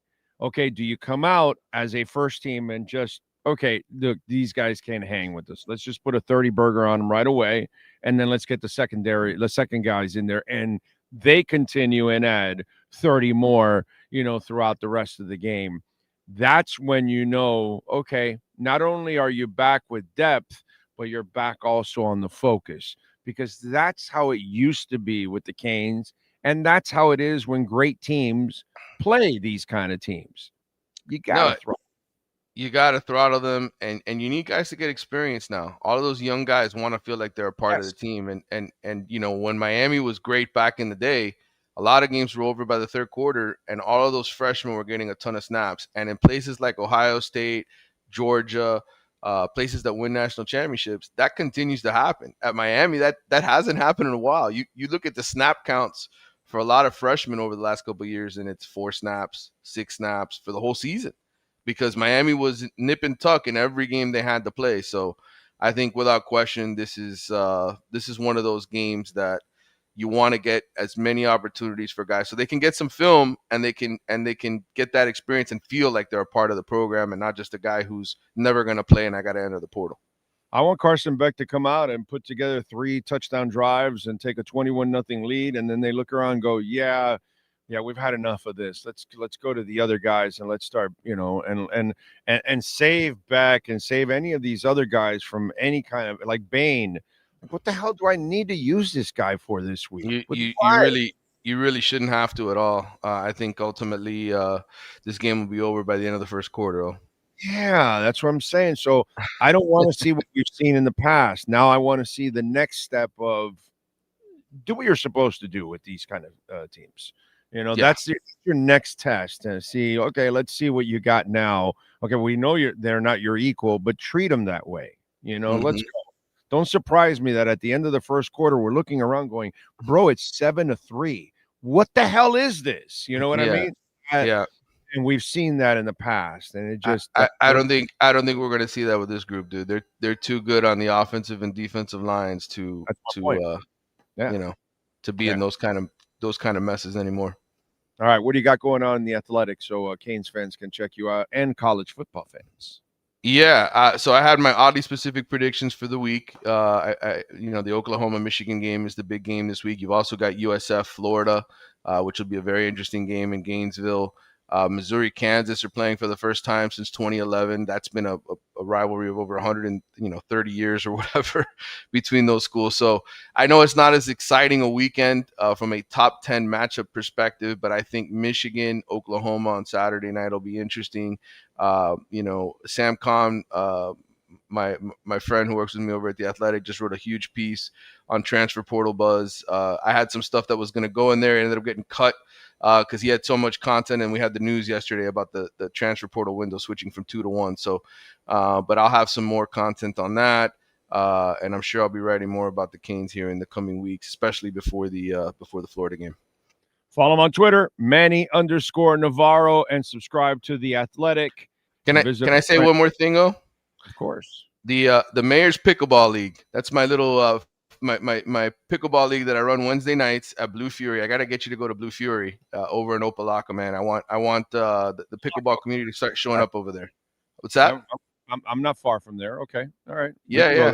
Come down there and check it out, man, because our pickleball friends are excited and pickleball's picking up. Have you played it yet? You've been playing, right? Yes, I actually have played with the wife.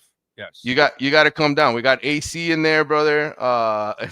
We got a nice covered court. I go to the courts at the Miccosukee Golf Course. Okay. That's a nice one. I've played down there before. Yep. They have courts there, so I go with the wife there, and that's where we usually end up playing because it's close by the house. So all right. Yeah. I got to go down there and play you one time. I never thought when I used to do Saturday shows at that Miccosukee Golf Club like 25 years ago that I would be back there playing pickleball instead of golf. It's a fun place. Yeah, no doubt about it. All right, Manny, have a great weekend, my brother. Enjoy the game, and we will catch up next week. Thank you, sir. All right, brother. Take care. You got it. Manny Navarro, reach out to our friends at Big Cheese, baby. Go there for lunch, for dinner. Go over for the weekend. Take some friends and family members. The food is awesome. They serve, it's family servings. So you're going to get a nice large portion. There's a good chance you'll be taking some food home, okay? BigCheeseMiami.com. You've been listening to the Big Cheese Miami Recruiting and NIL Report with Manny Navarro. At the Big Cheese Miami, they continue to purchase the same high-quality ingredients that the most expensive Italian restaurants use. The difference is they serve large portions at a family price. Visit the Big Cheese at 8080 Southwest 67th Avenue in Miami. Call 305-662-6855 or go to thebigcheesemiami.com. Go Canes!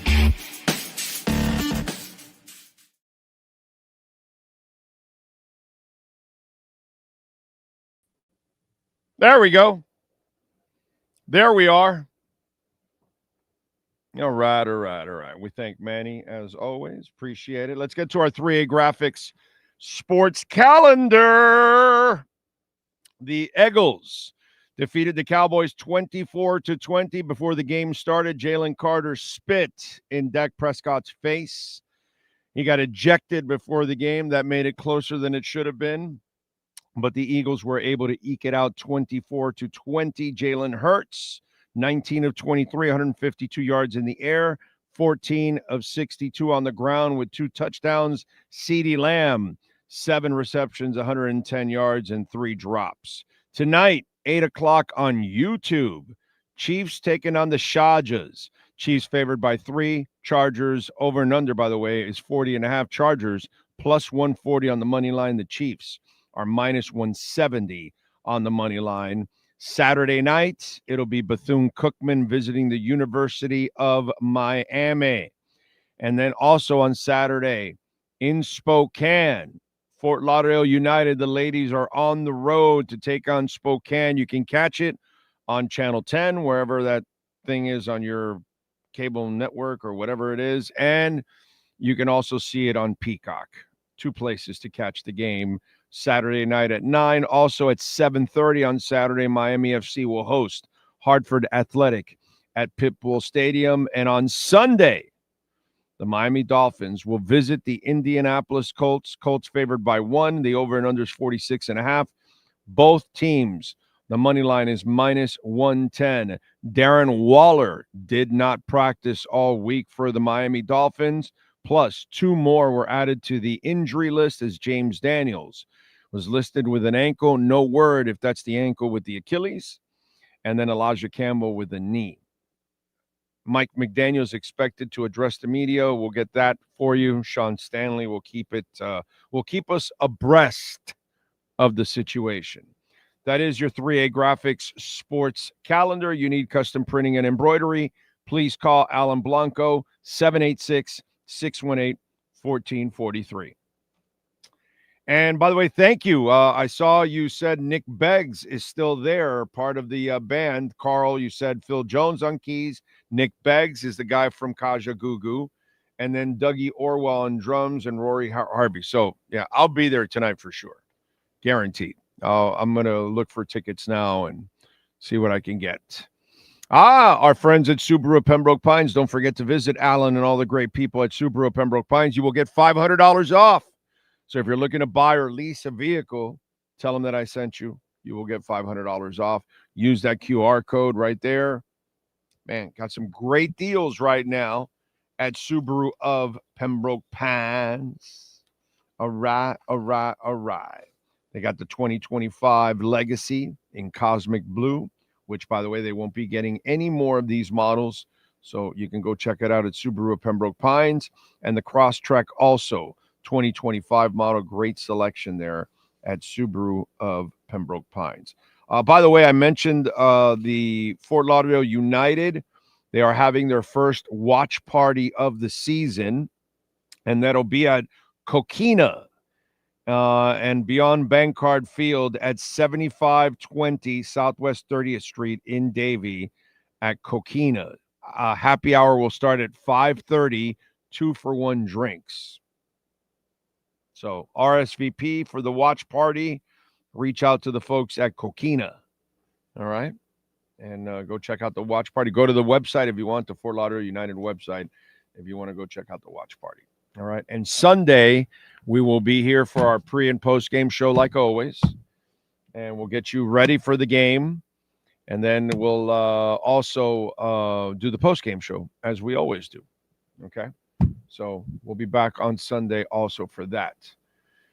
All right. What do we have here on the chat board? Don't forget, please smash the hell out of the like button. We're still not over 100. You guys can easily get us over 100 likes right now. Come on, smash it, because a lot of people have not hit the like button, and we've got over 112 right now watching.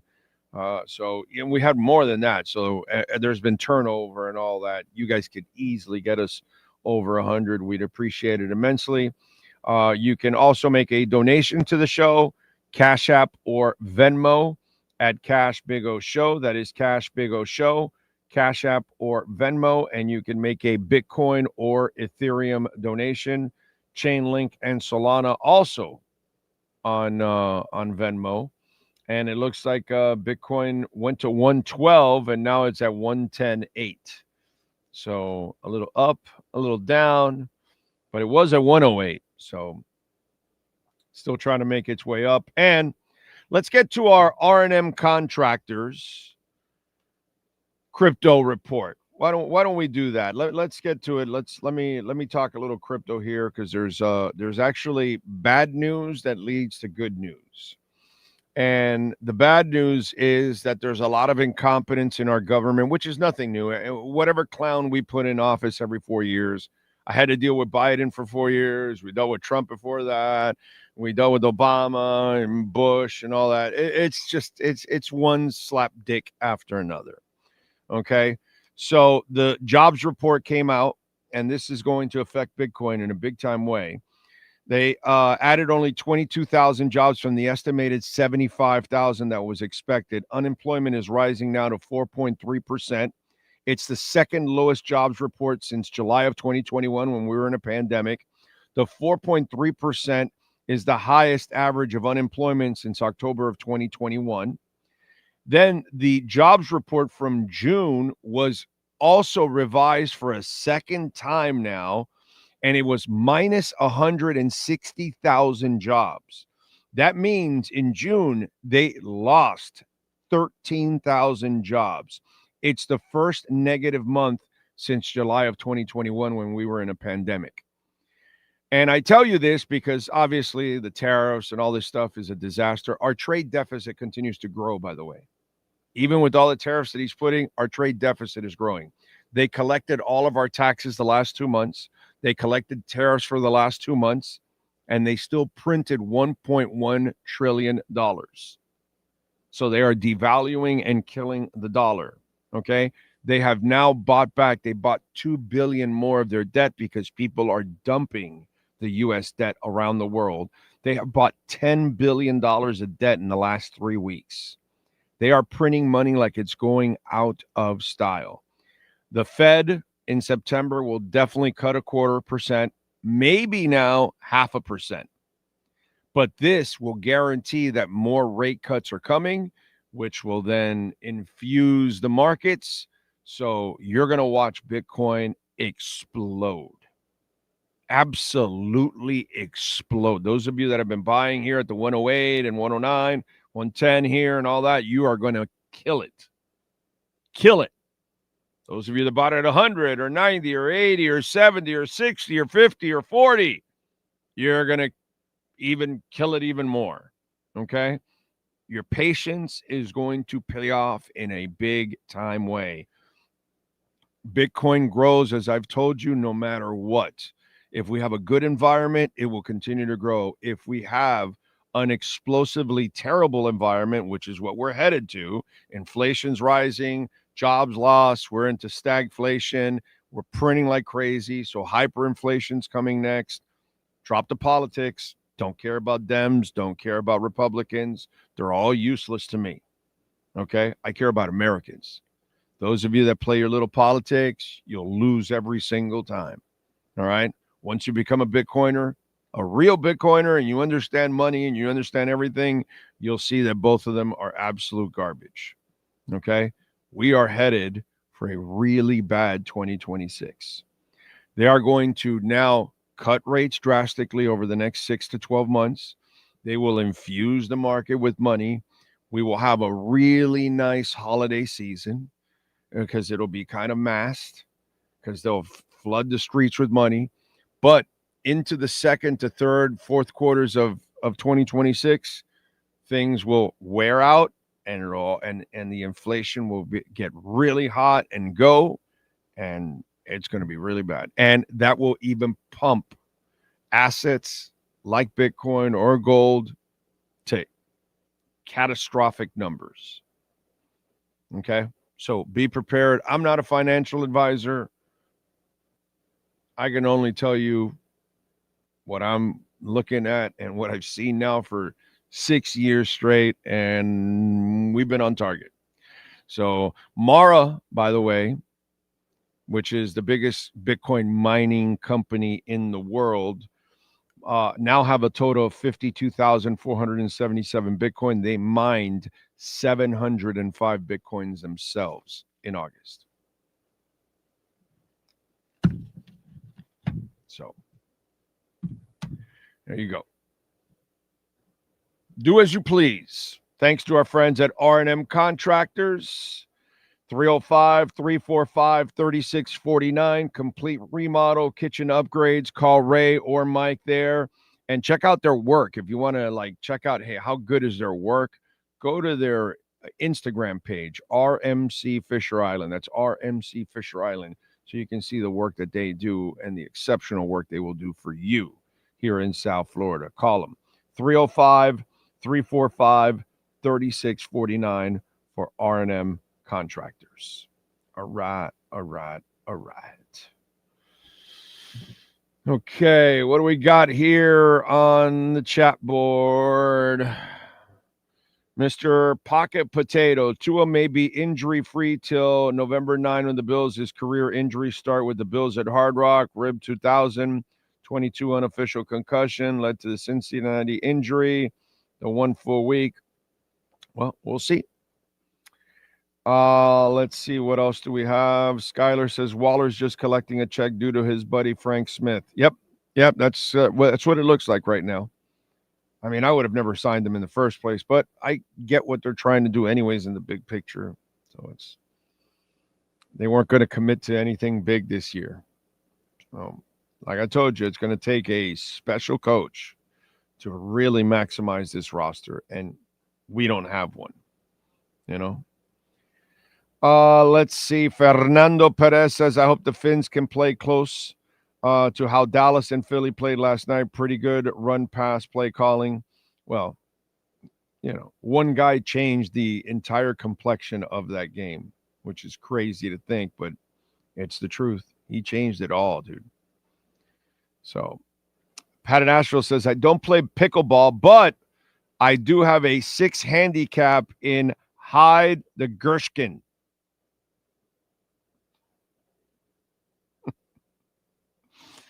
How is Darren Waller even on this team? He's just taken up a roster spot. Dude, he's going to tear it up this year. He's going to return to his all-star form from 5 years ago, Dolphin Dave. You hold your breath.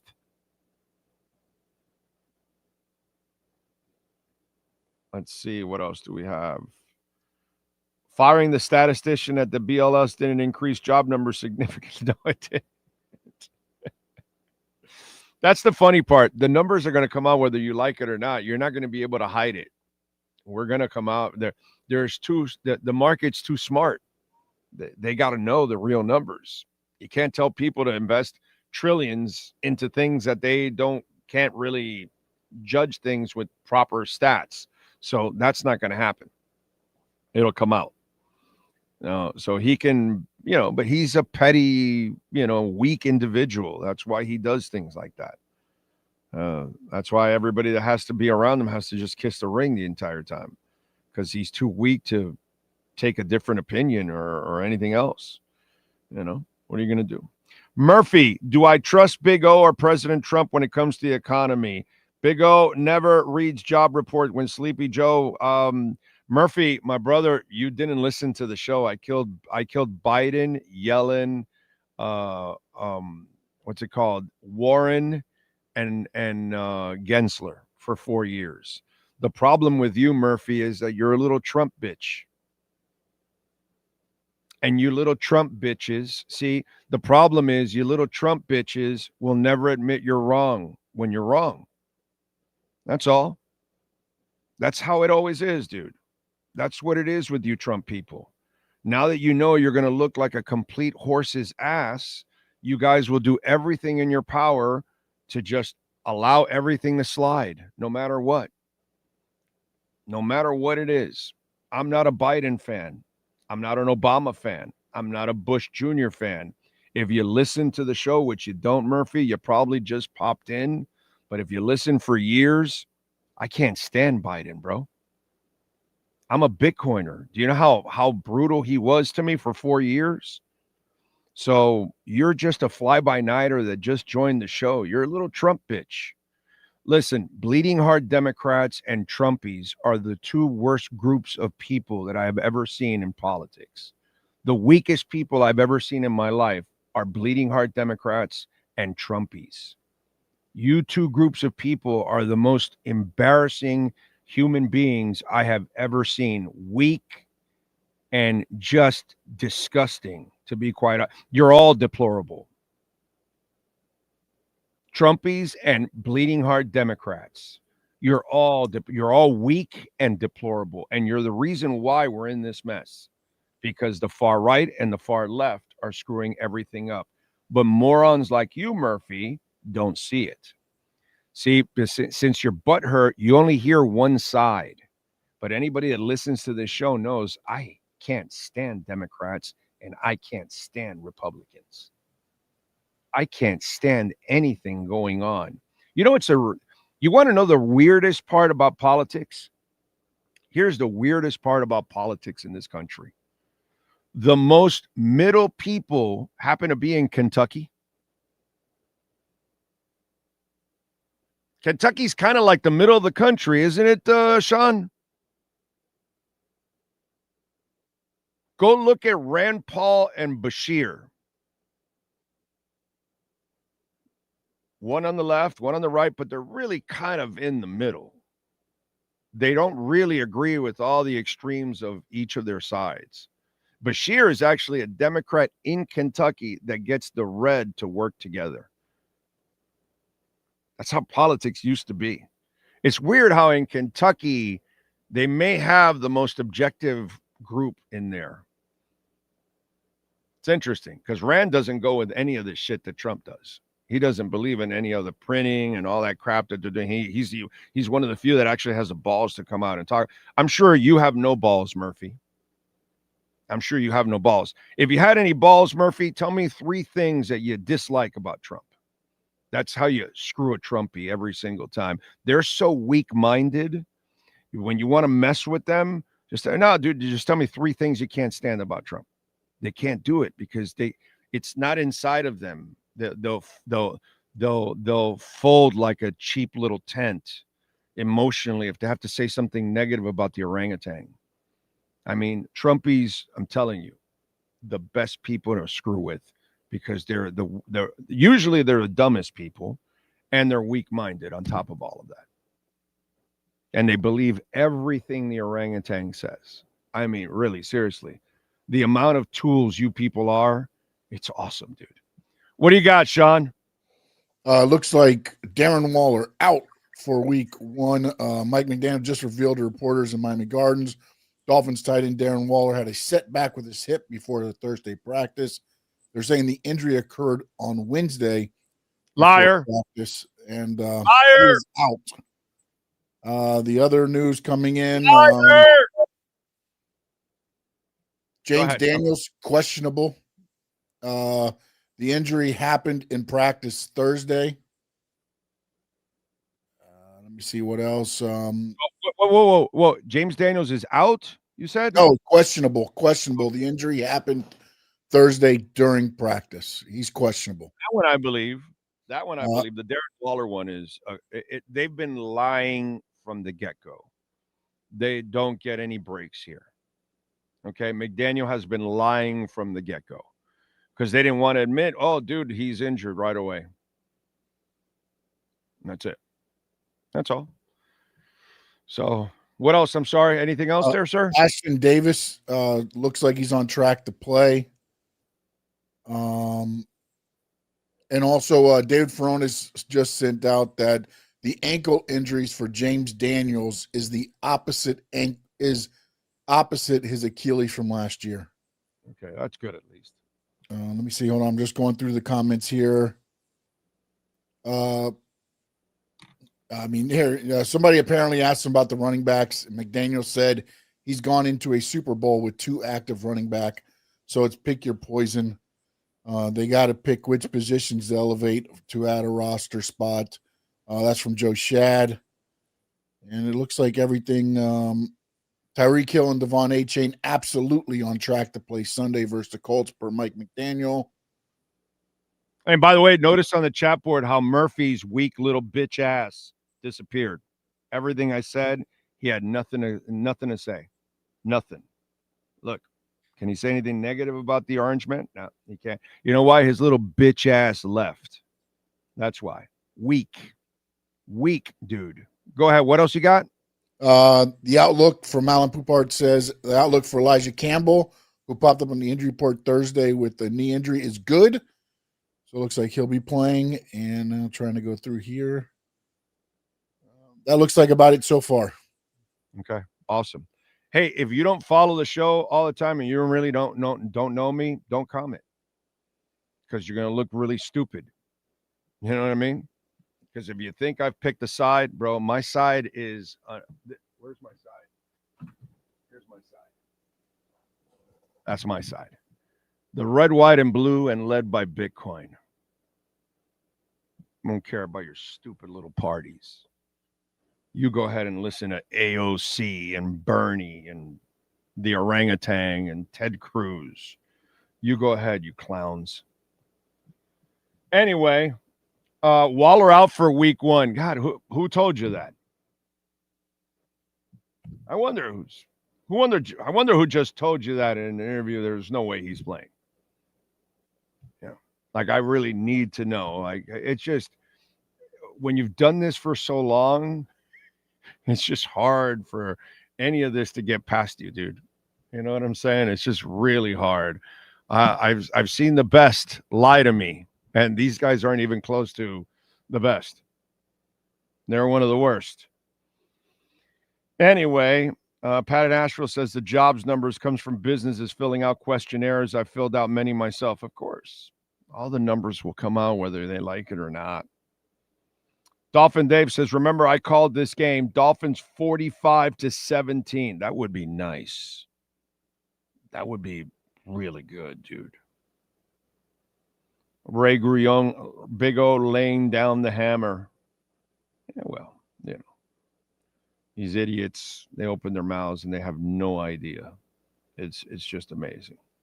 They don't understand that if you're from either party, I will crush you.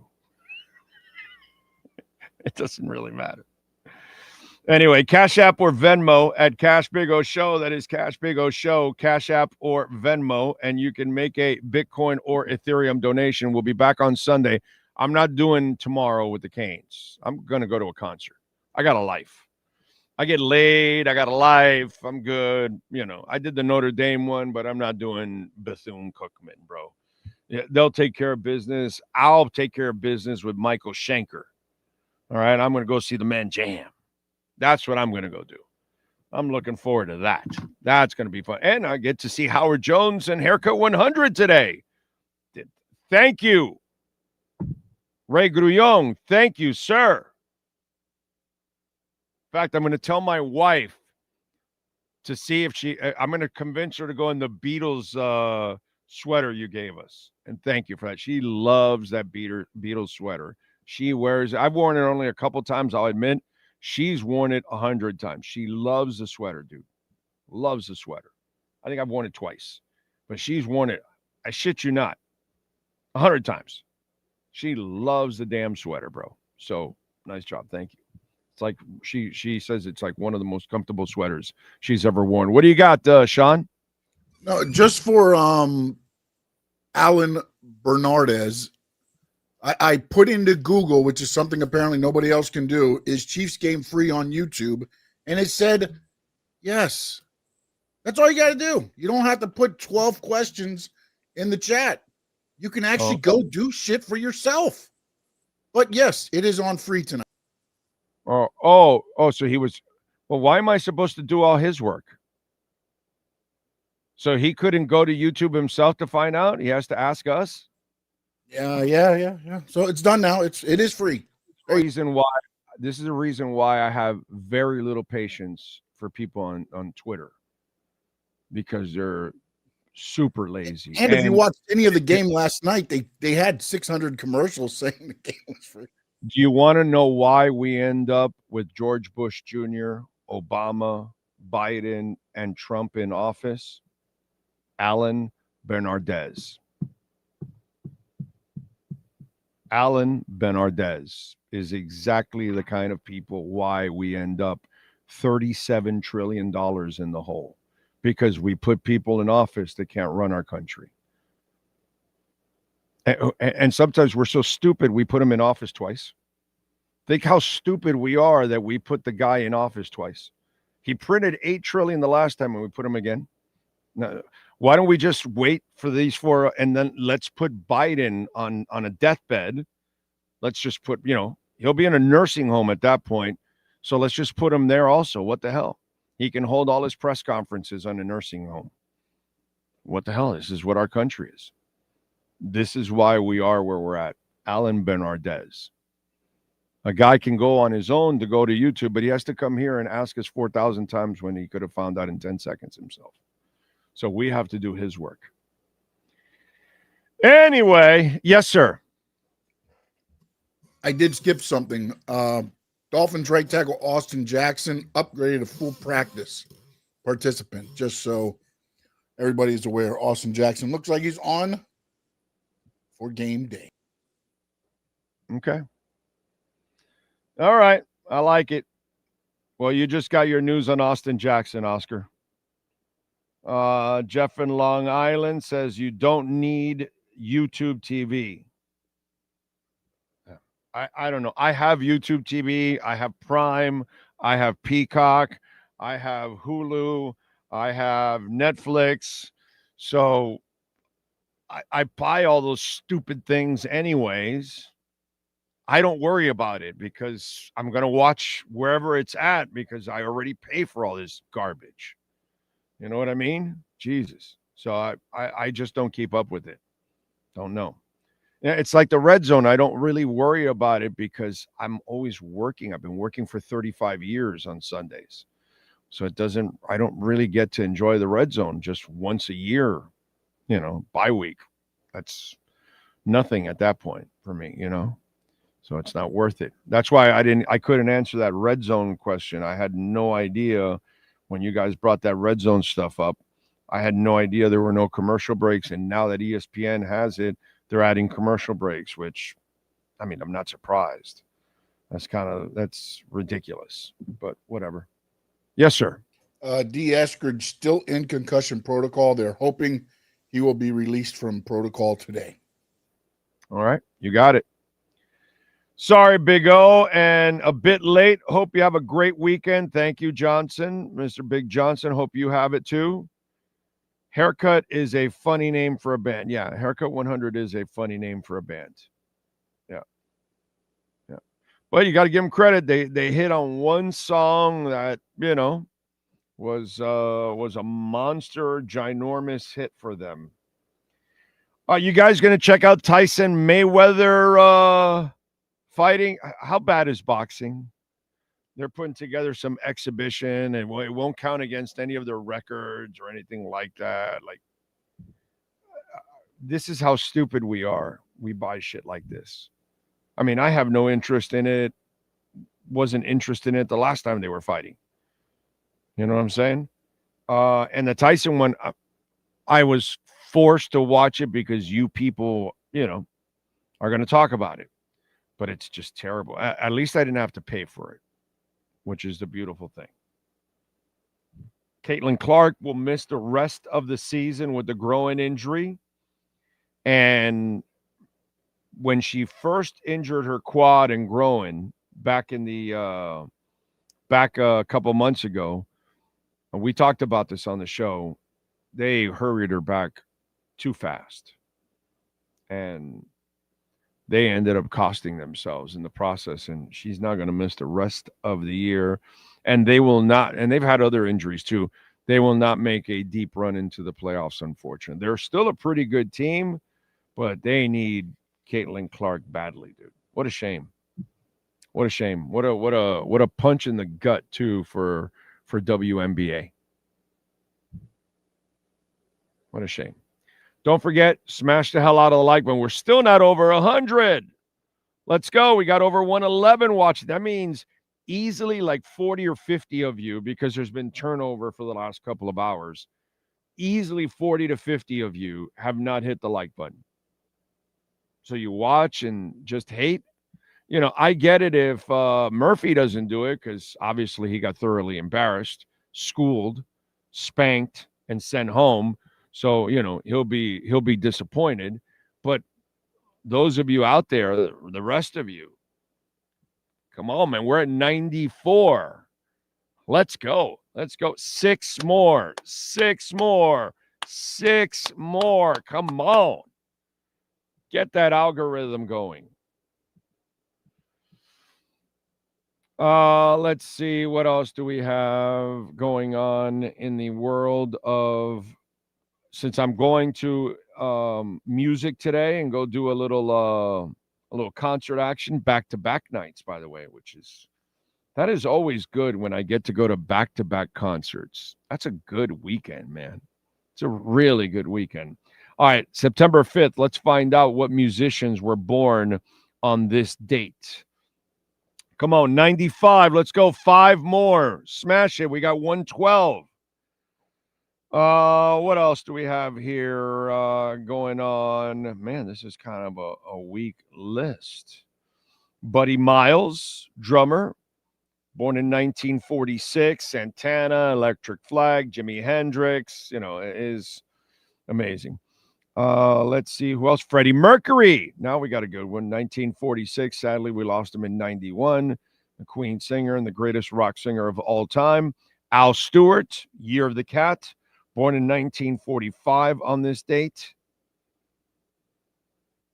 And that is it for musicians. Kind of a weak list today, to be quite honest. Let's go with famous people. And if I don't give you the age, you know, they passed away, like French King Louis the Seventh. Oh, no, I'm sorry, the Ninth. Yes. Born in 1638. The outlaw Jesse James, born in 1847. We just lost him recently. Distiller Jack Daniels, born in 1846. Marketing research engineer A.C. Nielsen, born in 1897. Comedian Bob Newhart, born in 1929. Actor George Lazenby, the second James Bond. Or was he the first? And then he was the second, because he was only one, the Secret to Majesty's Service or whatever it is. And then he couldn't handle it and he left. And then I think Sean Connery came back, right? I think that's how it went. Anyway, born in 39, he's 86 today, still with us. The beautiful, the incomparable Raquel Welch. She was born, if I can close this damn thing, in 1940. Unfortunately, no longer with us. Actor Dennis Dugan, born in 46, he's 79. Actor Michael Keaton, born in 51, he's 74. Musician Terry Ellis from En Vogue, born in 63, 62 today. Dweezil Zappa, born in 69, he's 56. Actually, Brad Wilkes from Rage Against the Machine and Audioslave, born in 68, he's 57. Rose McGowan, born in 73, she's 52. And Kyle O'Quinn from Portugal the Man, born in 85, he is 40. Sean Stanley, do you have wrestlers born on this date? Yes, we do. A.R. Fox turns 38. Brinley Reese is 25. Ray the Crippler Stevens was born on this date in 1935. And Sin Cara, the Unico version, turns 48 on September 5th, 2025. And real quick, just to go back to the Allen thing, it's not the fact that it was on YouTube TV. It's the fact there was 12 questions asked in the chat, and all I did was go to Google or whatever browser you use and said Chiefs game tonight, and it pops up, boom, free on YouTube TV and YouTube. Right. So there you go. And again, Moserino 305, you're right. Alan, it's all your fault. Of course it is. Put some work in there, Alan. Come on, let's go. We put enough work every day, dude. We give you information. We break news all the time. We tell you things that are going on before it happens. Did you found out that Waller was out from who? From McDaniel or from me? Come on. La indirecta. Can't read. You can't fly bullshit through this show.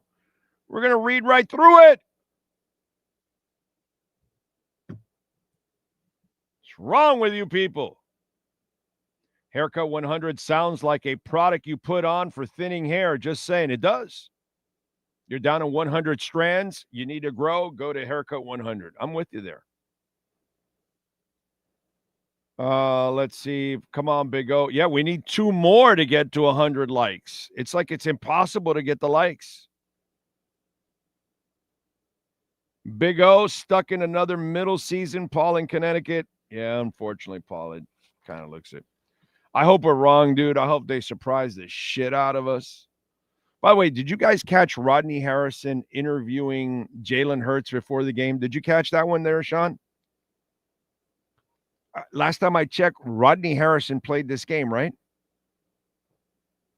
Do you remember Rodney Harrison playing this game, Sean?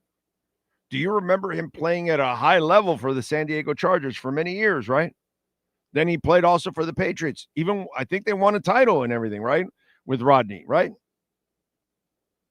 So he's interviewing Jalen Hurts, and he's asking him about, so how's your preparation for Dak Prescott?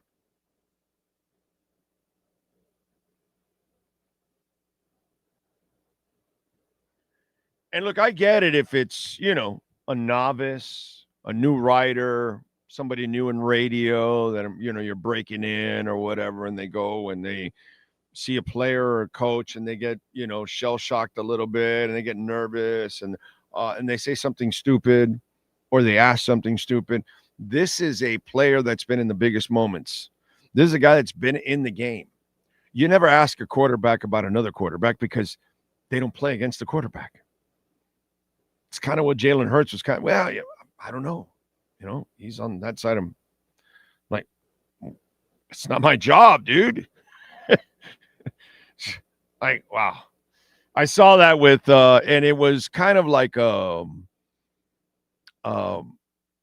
was kind of like an interview that was a person. It looked like a person that was unprepared for that moment.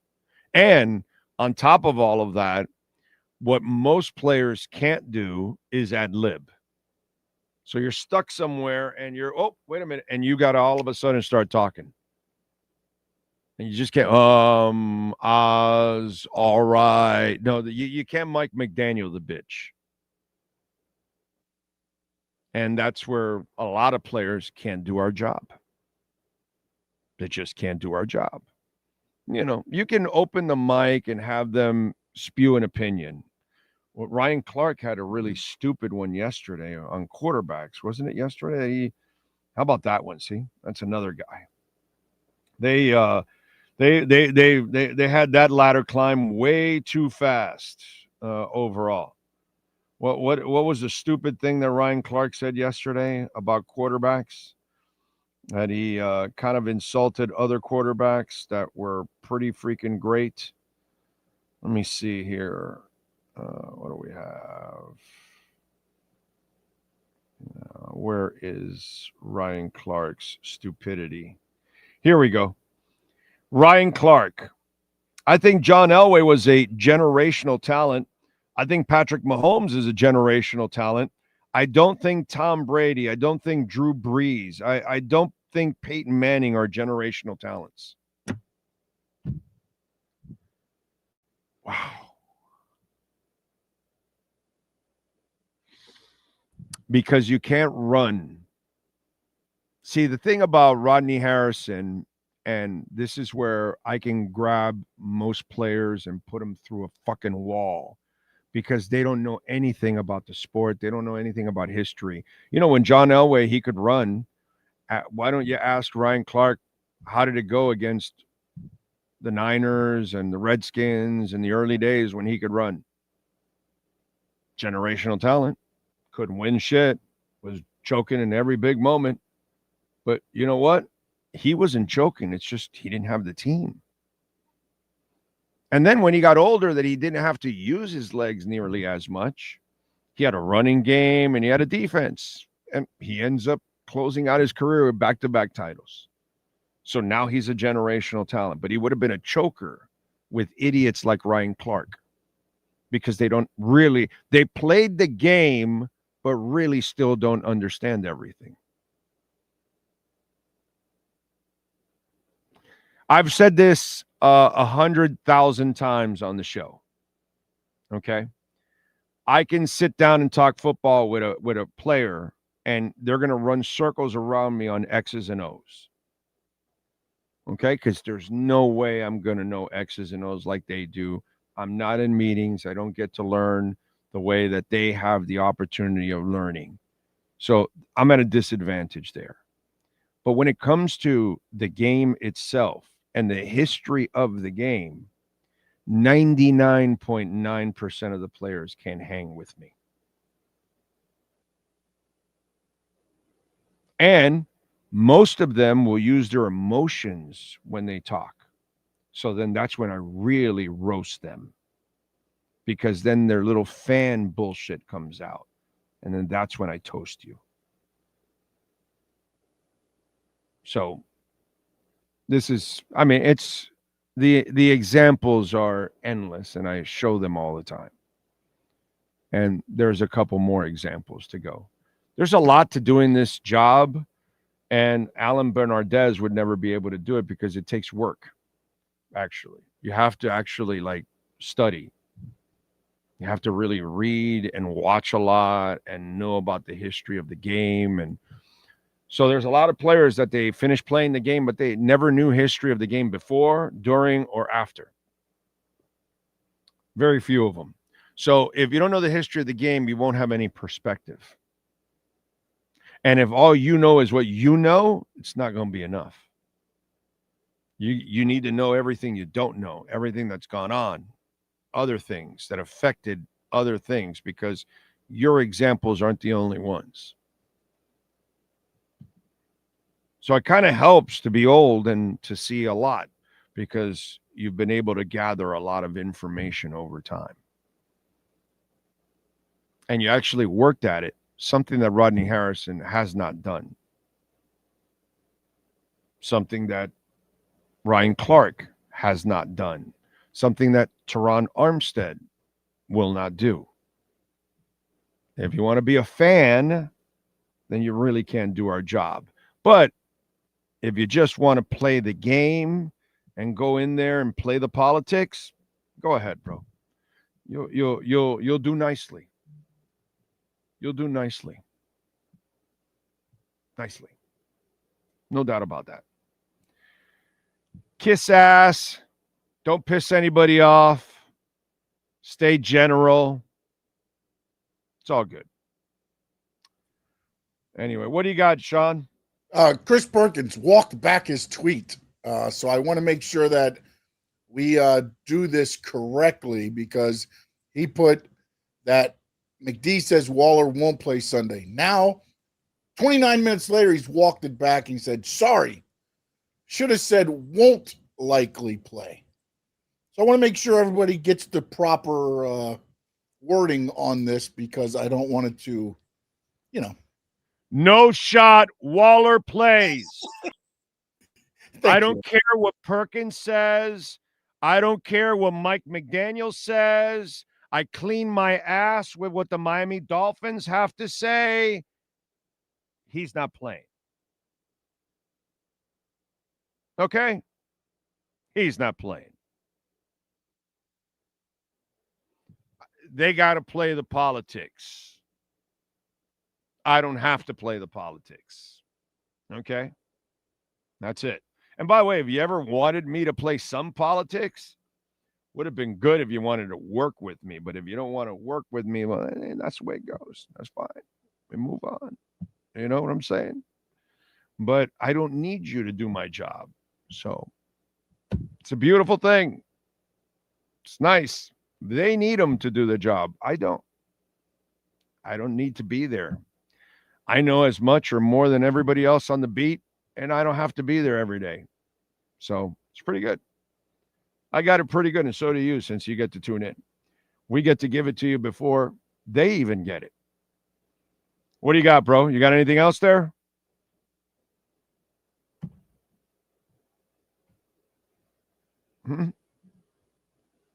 Nothing else?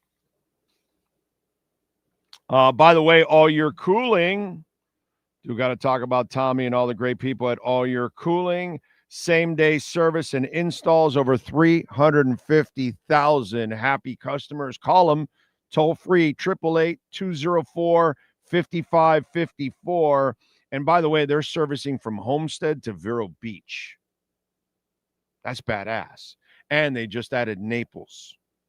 So if you're out there, you need some service, you need a new AC, you need to maintain, whatever it is, you need one of those blue lights to kill off stuff, you need your ducts clean, whatever it is, 888-204-5554, and tell them that Big O sent you. Great people. All Year Cooling, open 7 days a week, so they can help you out if you have an emergency. Again, from Homestead all the way to Vero Beach, and we've got a new location on the West Coast in Naples, and tell them that Big O sent you. They will take care of you. All right. Pat in Asheville says, I remember seeing the live prep in New York City for NFL Today with Marino. They practiced the whole show completely before the broadcast, even the banter. Yeah. I felt bad for Marino because he never really let it fly. Once he became a bride, he was so vanilla. And that's, he stayed around for a while because he's Dan Marino and he's, a good-looking dude and all that, but he just would never actually bring it like he did on Sundays. And that's kind of what this business is all about. And that's just not his style. That just was never his style. But I do miss Marino on the field is what I miss more than anything else. Les Jam says, this is the only thing I get pissed off about. Coaches and front office personnel creating a circus of BS. Well, Frank Smith wanted him. They weren't going to commit any money. They were done committing money. I've been telling you guys this for a while now. And I'm not surprised with what's going on right now, to be quite honest. I'm really not. I am really not.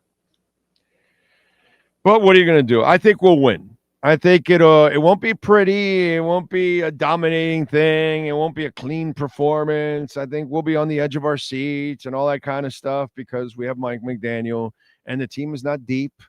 And if, God forbid, they suffer any kind of injuries in that game that could alter it a little bit, that'll be a real problem. But I like our Dolphins to win this game like a 23-20 or something like that.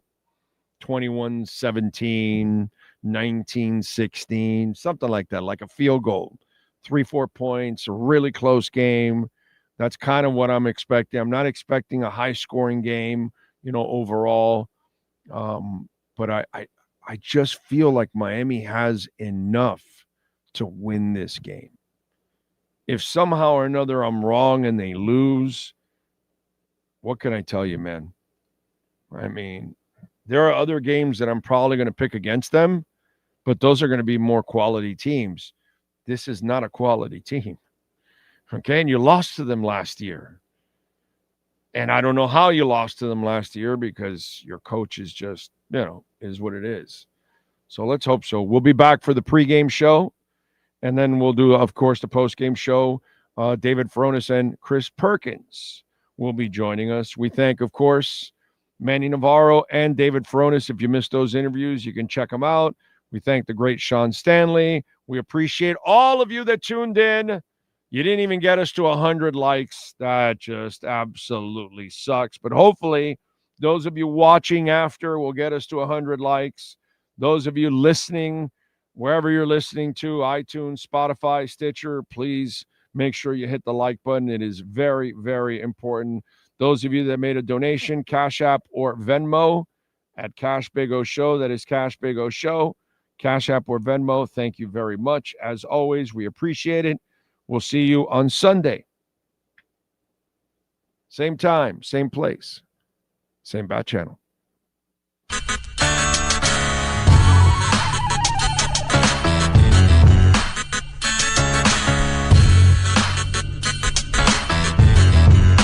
This is the Big O Show. This is the Big O Show.